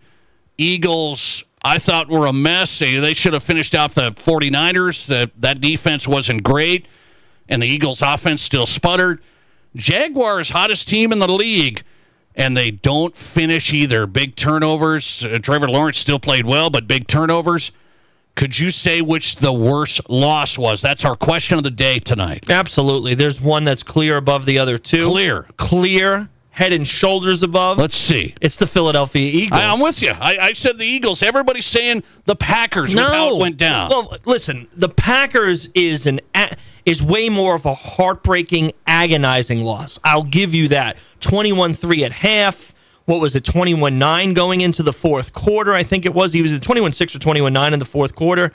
I get the agony of losing to your bitter rival in a way when you had a big lead. But you were on the road, and you did struggle down the stretch of the season, right? So I can't go crazy with that as much as the Eagles, defending Super Bowl champs, 3 seed, home game, a team coming across the country from San Francisco. Completely injured, okay? They have guys in the defensive huddle, and Brady and Burkhardt mentioned this in the broadcast yesterday, Nate. The guys that they don't even know each other. Like, they've pulled them out of practice squads. They're third-string guys, and they played great defense. Then they lose Kittle, in the second quarter, which is a terror. I mean, big loss for a team that hasn't had Ayuk all year long. I mean, who are their big weapons? Jawan Jennings? Okay, fine, I guess. But, I mean, they're featuring their fullback, Kyle Juszczyk. I mean, to lose to a beleaguered San Francisco team at home as the defending champs, when you are not only outplayed, but entirely outcoached. Both, outcoached and outplayed in the same game, that is an inexcusable loss for the defending Super Bowl champs. I am with you on that. So I opened the show with it. I said the worst loss of the weekend is the Eagles at home being favored, and favored by 5. Now, we thought that number was a little sketchy. Both you and I picked the 49ers plus 5. Yep. But I was like, wow, and they're giving up the halfback pass. I think it was a wide receiver pass from Jennings and a touchdown. It's like the Eagles are going to lose this game. Packers, that was a back and forth deal in the end. I understand they melted down. People said, oh, they should have never lost it. Man, they lost to the Bears. They're on the road. I can't say the Packers, so I'm with you on that. I think it's Eagles, but the vote is, let's see what people say on this. Who do you think actually had the worst loss of the weekend? 605-720-1067 is the text line on the Nate Brown Show. Give away a buffet a day, courtesy of the Pizza Ranch, if you text in your answer. Part of our question of the day, 84% are saying the Packers, and the rest are picking the Eagles. I think there's a bit of the Midwest here. There are a lot of Packers fans. I'm sure there are plenty of Packers fans, even more out east in eastern South Dakota. I think the way that they lost, I certainly can understand that feeling. But going into that game, that was true. I know it ended up being like Packers 1.5, but that was truly a pick'em game. You and I both thought that going into the game. Either way could have won. The agony of it, and for what it's worth, I put my money on the Packers. So I feel your agony if you're a Packers fan. Yep. I absolutely, 21-3 at half, you have no business losing that game. But when you're the defending Super Bowl champs and you lose to a team that is so beleaguered with injuries, that is a worse loss than losing in agony to your arch rival. 49ers scored 3 points a week ago at home in a big game against the Seahawks. 3 points. Yeah. 3. Yep. And they go on the road and beat the Eagles. I think that was the meltdown, was the Eagles myself. Listener text coming in, Eagles losing is hilarious because their fans are trash. Yeah, I talked to my brother. He lived in Philly a long time. And that's one thing he said is he went to Eagles games and he said, I just can't get the fans. I just can't get the fans. And they were absolutely going crazy yesterday. There is no worse fan than the Philadelphia sports fan in all sports, right? Eagles in particular, but in all sports, they are mean and downright nasty. And I think, as much as I love their passion, because when they win, when they win, a celebration in the Northeast is unlike any other around the country. And I'm not trying to pat ourselves on the back as a guy from New York City. I like the There's passion. nothing like it. But they were going to be happy last night, and then they flipped in a second. The point I was going to make, Nate, was that you can start to feel, when you watch these games, you can feel the tension in the stadium. Yes. As it gets tight in the fourth quarter, or if they go down in the fourth quarter, a lot of other fan bases try to rally their team, right, and make the stadium loud and give them a little bit of an advantage. And this happens in New York too, but it happens way more in Philadelphia. It happens a little bit in Boston too. It's almost like they feel like the doom is setting in, that they're going to lose. It gets tense, and it has a negative effect on the team. They were negative. They were booing A.J. Brown. early. Well, A.J. Brown deserved to get booed. But still. For his antics on the sideline and for dropping footballs. That's when the Eagles were up. They were up, and they were booing guys. He deserved to get booed. The whole rest of the team, no, but he deserved to get booed. By the way, you can also feel the different feeling, and Vikings fans hate the Bears. I get it. A ton of you Vikings fans here.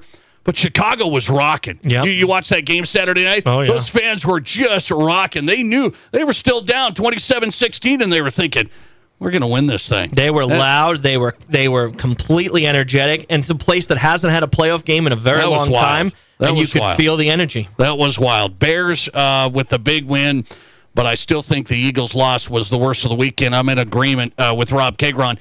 By the way, here's one of the worst things of the weekend, okay? And I think you might agree with me. Okay, we've agreed so far. 4 for 4 for Josh Allen and the Bills on the tush push, and it's the largest yards gained on a tush push in one play, 11 yards. The guy picked him up and carried him down to the end zone. He got down to the one.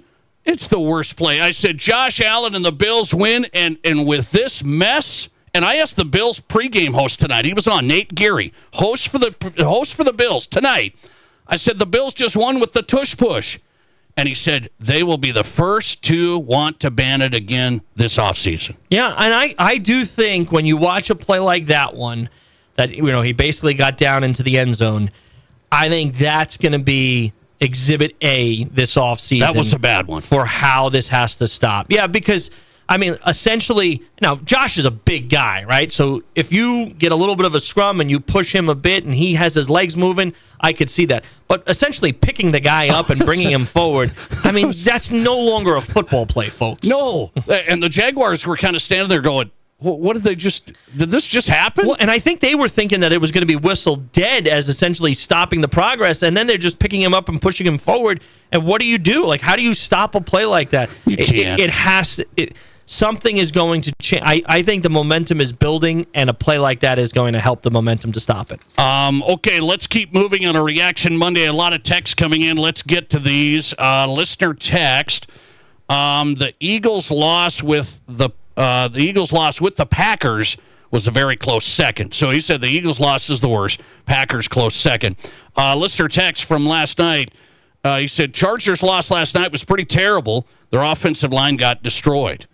And poorly timed substitutions at the end helped the Patriots. And I was watching that in the fourth quarter, and they were commenting on, they're subbing, and then the Patriots would get a fresh 4 in. So the Chargers, leave it to the Chargers. I'm a Broncos fan. Leave it to the Chargers to mess things up. They choke all the time.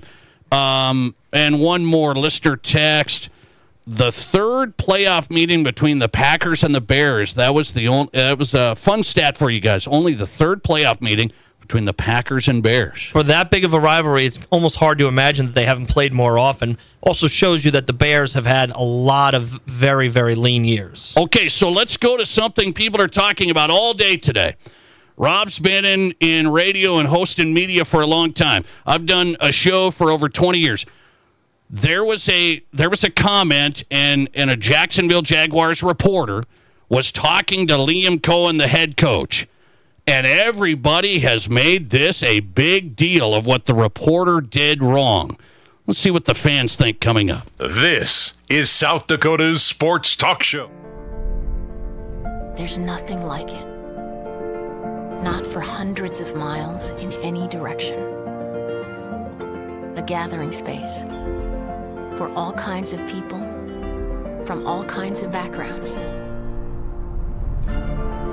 To share, to revel, to stand together and celebrate life's greatest moments.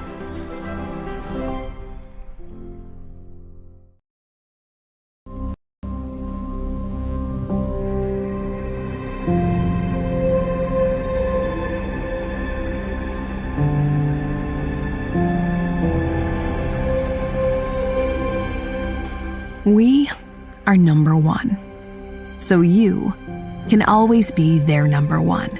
Black Hills Surgical Hospital and Black Hills Orthopedic and Spine Center. The number one hospital in the nation for major orthopedic surgery. It's your last chance to lock in 2025 pricing on our Acclaim replacement windows and ensemble entry doors. Get 20% off with no money down, no interest, and no payments for 12 months. Pay nothing till 2027. Plus, get an extra 5% off the entire project if purchased on initial consultation. If you've been thinking about replacing those drafty, outdated doors or windows, now is the time. Call today or visit RBARapidCity.com to book your free estimate.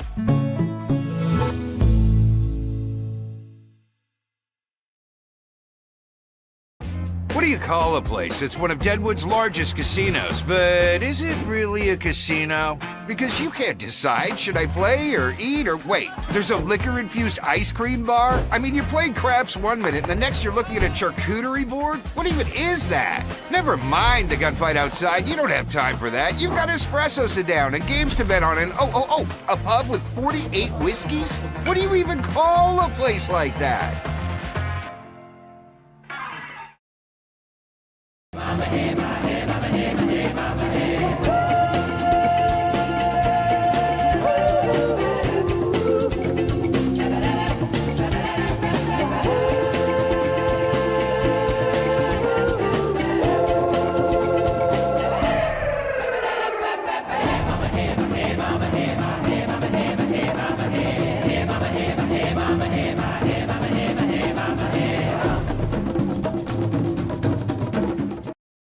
I didn't know anything about radon. I didn't know it's a gas you can't see or smell. I didn't know it's radioactive from decaying uranium deep underground. It can seep through cracks in your foundation and collect in your house. 1 in 15 homes have high levels, and you don't know if yours is one of them unless you have your home tested. And radon? Well, radon is the second leading cause of lung cancer in America. I wish I would have known that. Call Blackburn Foundation Repair for radon testing and mitigation. Are there as many kinds of vehicles as there are kinds of people? We think so.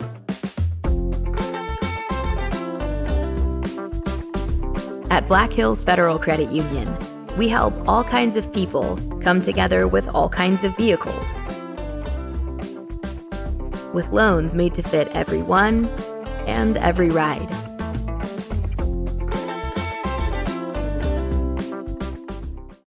South Dakota's sports talk show, The Nate Brown Show.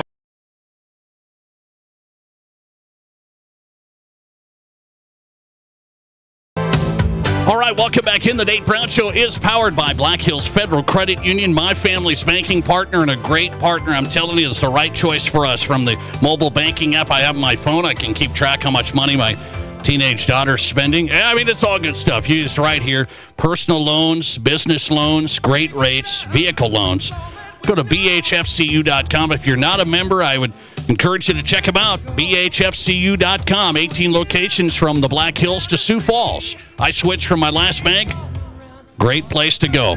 bhfcu.com. Become a member and start there. Rob Kegron's in studio on South Dakota Sports Talk Show, Fox Sports Radio. So this is interesting now, and we don't talk about this stuff. So here's how this goes, a little behind the scenes. You know, Rob stays up to speed on everything. I throw out about 4 topics. Hey, this is popping. We're going to do this segment. And then we go to the show prep, and you come up with, hey, I'm thinking this, and I'm thinking that. And we don't say, hey, you say this, and then I'll say that. So that's how we do it, spontaneous. You're trying to break things down.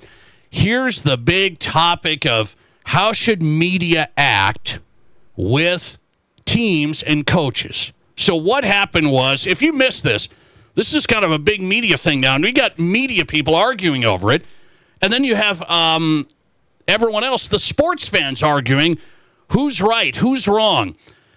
Lynn Jones is a sports reporter from Jacksonville. She went into the press conference with Liam Cohen, the head coach, and I'm not going to play the audio or anything. It's all been played, so you can find it. She basically just complimented Liam Cohen. Keep your head up. You're doing a great job. You're the one. You did fine. You had a great season. And so she complimented him, didn't say, why'd you do this? What about this call? What about that? She just said, you're doing a great job. Don't be discouraged. She said he was emotional. He looked like he was going to be upset, stuff like that. That's all she was doing. And so then the sports media said what she did was wrong. You don't go into a press conference trying to blow smoke toward a coach or anything. You try and be the voice of the fan. What did you think on this fourth down? What did happen here? So here's a classic one for you, Rob. You're a New York guy. Michael Kay, he said that she didn't do a good job because people want to get in there and ask serious questions. And he said it shouldn't be all rah-rah like you're a fan, like this lady maybe seemed to be. She's been in Jacksonville a long time. She knows the Jaguars. So Michael Kay, New York radio host, said, wear my Jaguars gear? No, I don't agree with it. You can't be rah-rah and be a reporter. Pat McAfee said, this is just great. It's positive. Why is anybody upset with this lady? He said, sports journalists hate sports. A large percentage of sports journalists hate sports. They want to bring them down.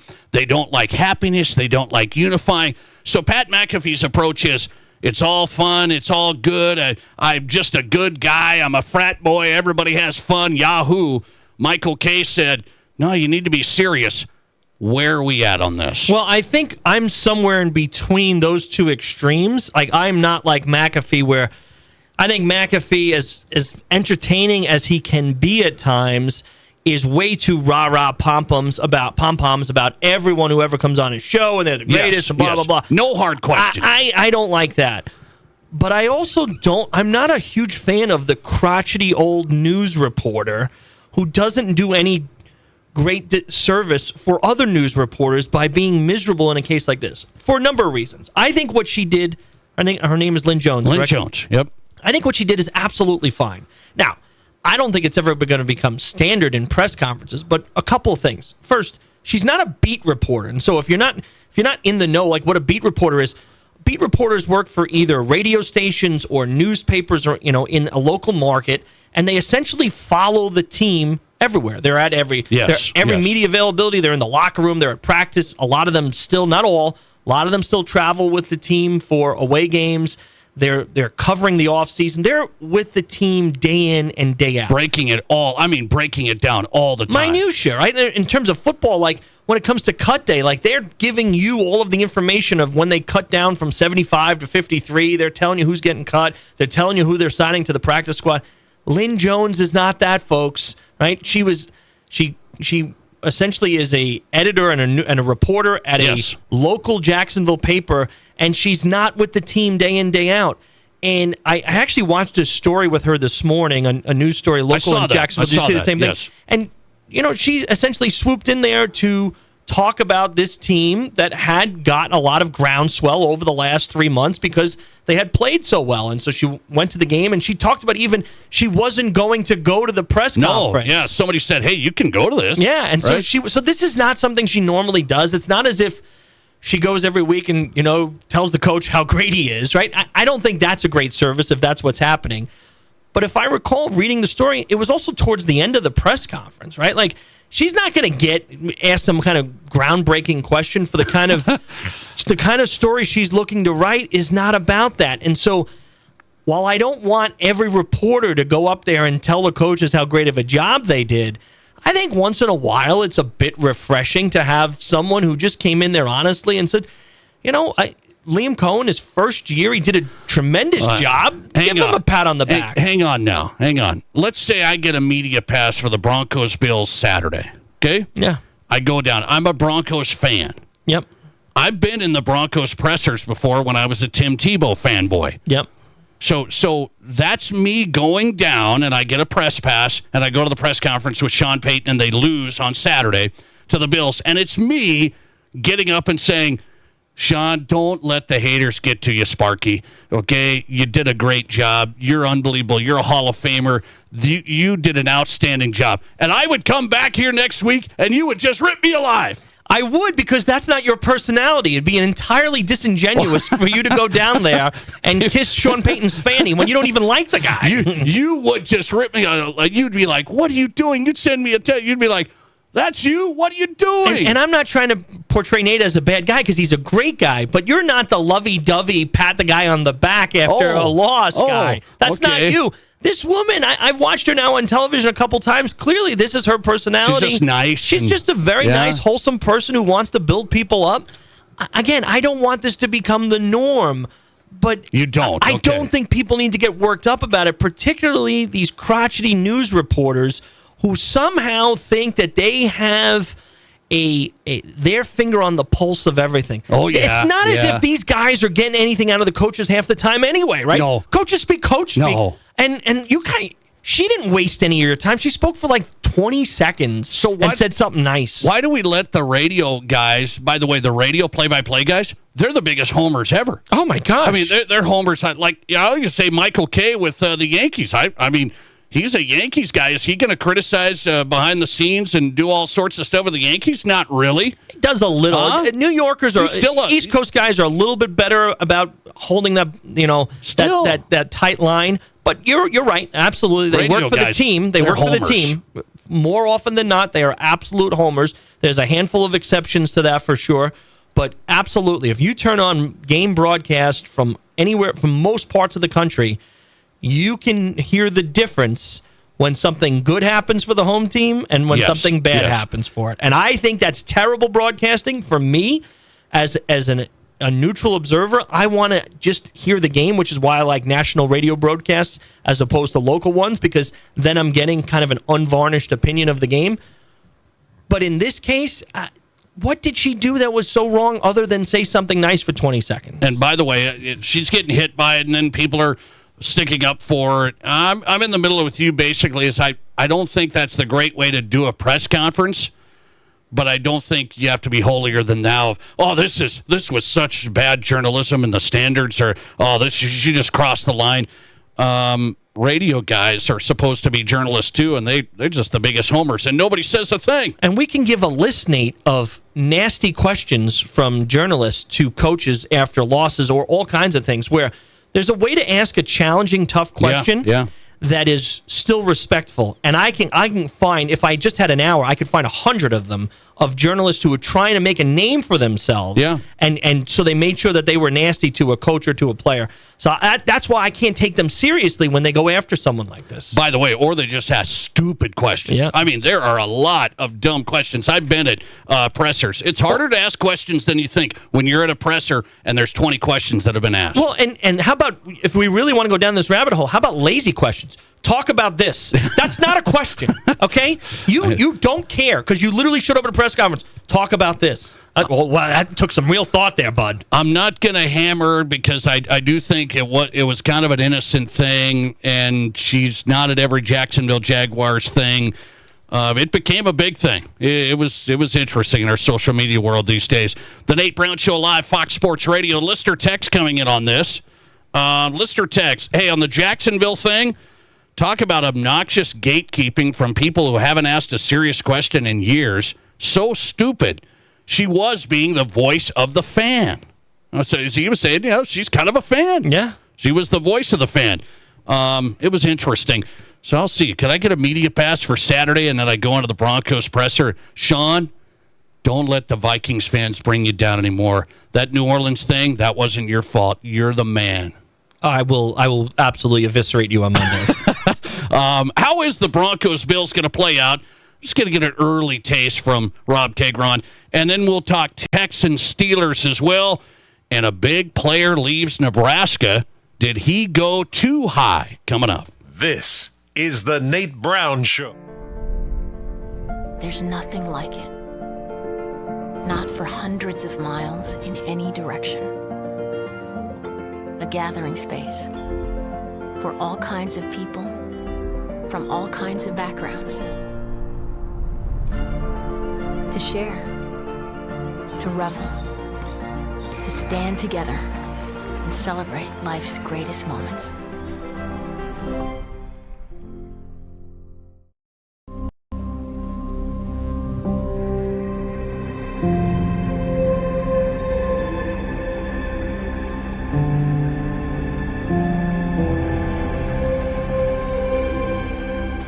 We are number one.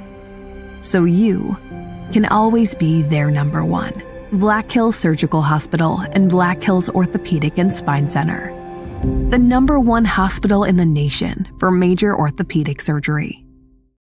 It's your last chance to lock in 2025 pricing on our Acclaim replacement windows and ensemble entry doors. Get 20% off with no money down, no interest, and no payments for 12 months. Pay nothing till 2027. Plus, get an extra 5% off the entire project if purchased on initial consultation. If you've been thinking about replacing those drafty, outdated doors or windows, now is the time. Call today or visit RVARapidCity.com to book your free estimate.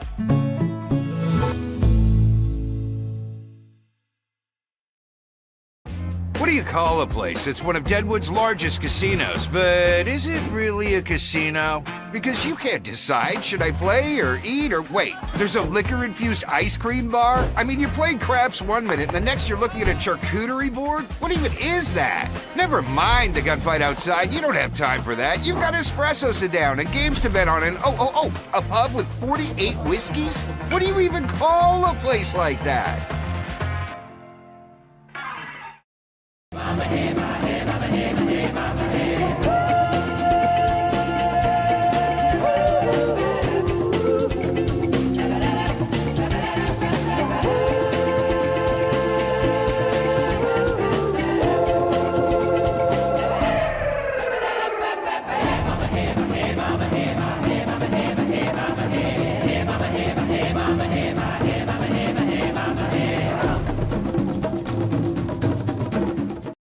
I didn't know anything about radon. I didn't know it's a gas you can't see or smell.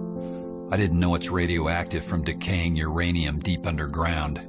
It can seep through cracks in your foundation and collect in your house. 1 in 15 homes have high levels, and you don't know if yours is one of them unless you have your home tested. And radon? Well, radon is the second leading cause of lung cancer in America. I wish I would have known that. Call Blackburn Foundation Repair for radon testing and mitigation. There are 1 billion credit card transactions around the world every day. That's 11,698 swipes a second. It's easy to forget that behind each one, there's a person, a family, a dream, a connection being made. The Black Hills Federal Credit Union Visa, for members who want to make the most of every transaction. Also streaming live on YouTube. Subscribe to The Nate Brown Show on YouTube.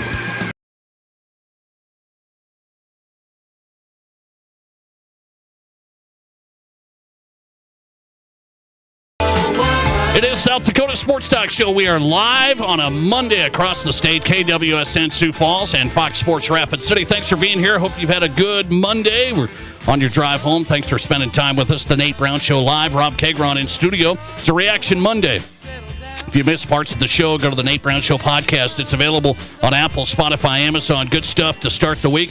Had Nate Geary on. He's the Bills pregame, postgame host on the Bills Radio Network, WGR Buffalo.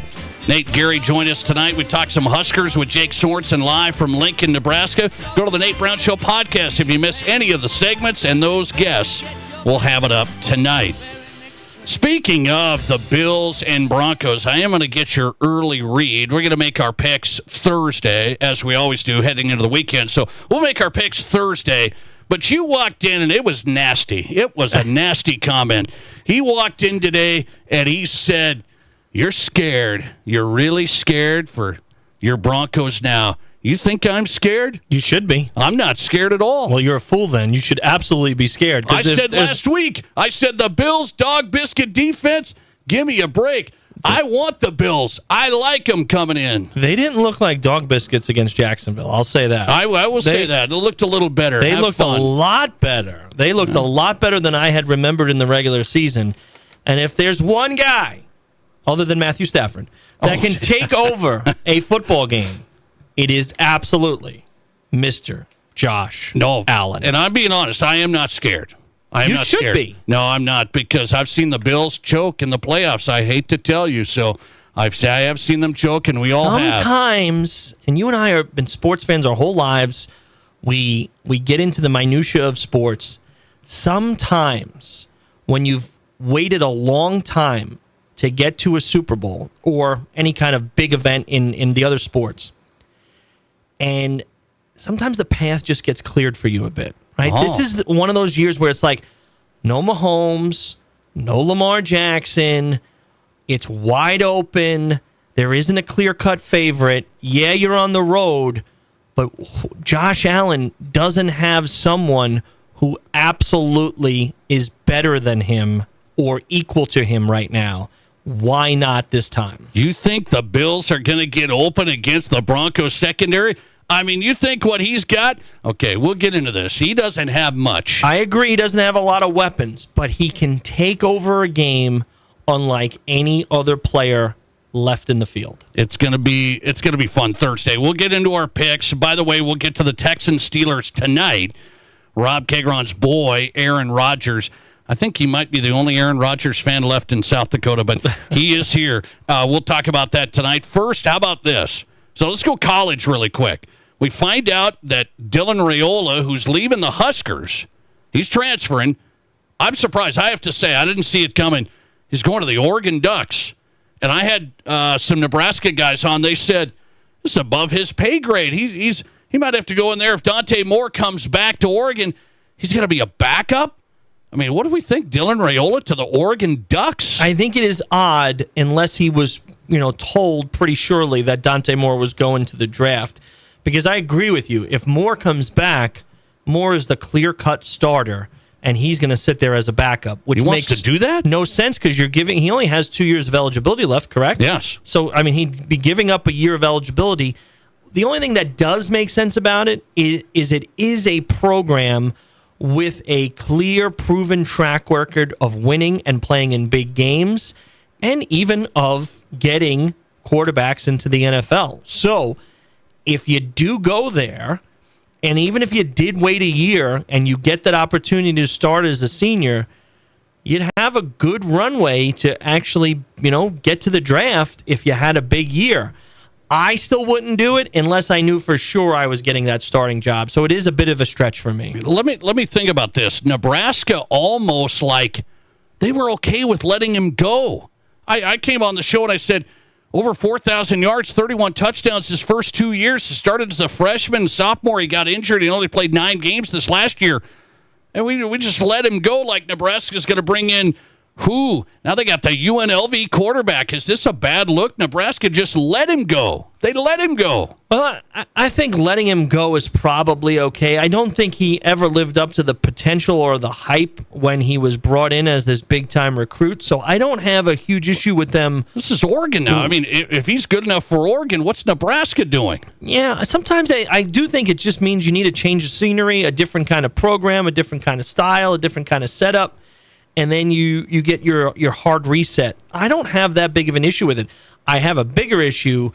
I'm not sure that the UNLV quarterback is your solution going forward. By the way, do you like players when they do goodbye letters? They always say, thanks, Husker Nation. I appreciate you. Really appreciate the last couple of years.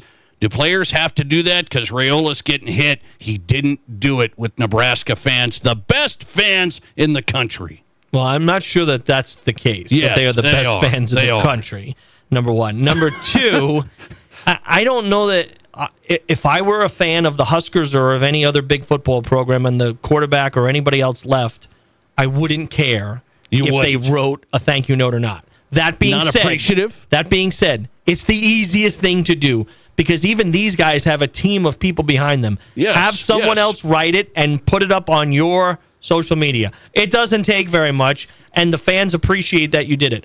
If I were a fan, though, I wouldn't think twice about it. He's gone. Who cares if he thanked us or not? Is that right? Yeah, okay. Who cares? He doesn't want to be with us. People Goodbye. said it was the wrong thing to do. Because it's the easy thing to do is to say the thank you, but you're a fan of teams. Do you care when these guys leave? They're gone. They're out of my mind. I go somewhere else and stink over there. I don't care. At least do a chat GPT and do the thank you, okay? It's really easy. Texans Steelers tonight. How's this going to play out? We'll wrap up the show with that next. This is South Dakota's Sports Talk Show.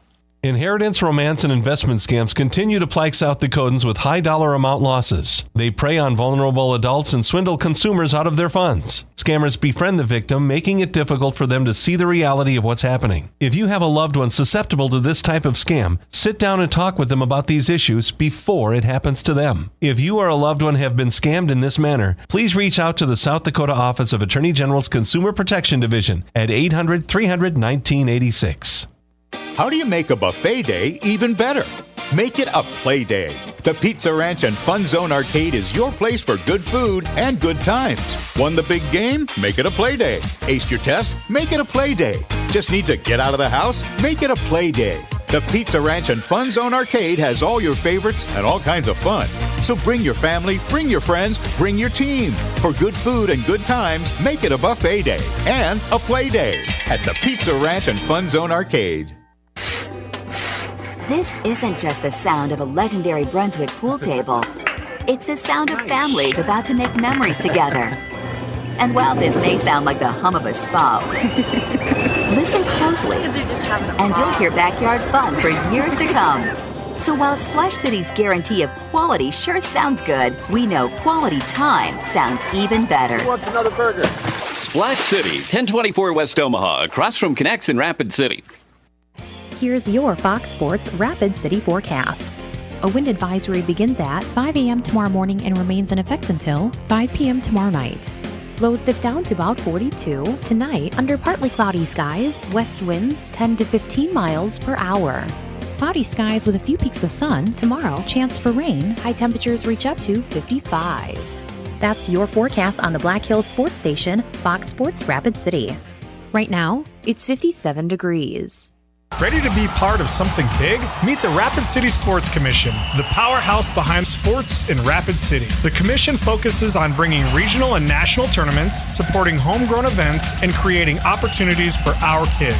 But it's not just games, it's a win-win for all of us. Youth sports fuel our economy. Hosting events in Rapid City means out-of-town families shop, dine, and stay with us, which boosts sales tax revenues too. To get in on the action, visit rcsportscommission.com, where we're all about the hustle.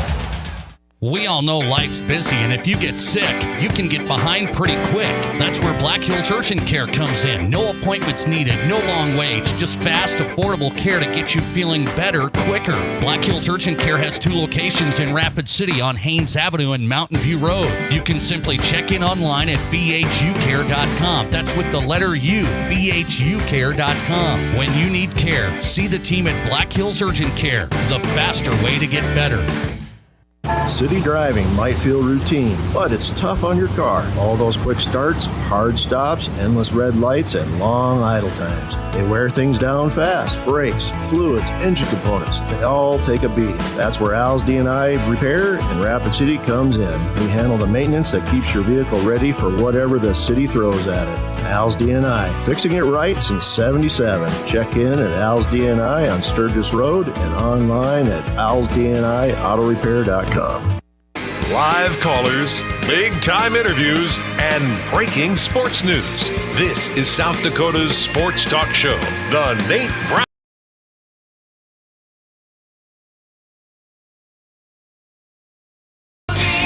All right, let's wrap up tonight on a fun Monday. It's a Reaction Monday with Rob Kagron live in studio. It's the Nate Brown Show, South Dakota Sports Talk Show. Glad you're here every day.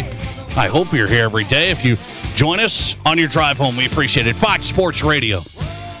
All right, Texans, Steelers getting ready.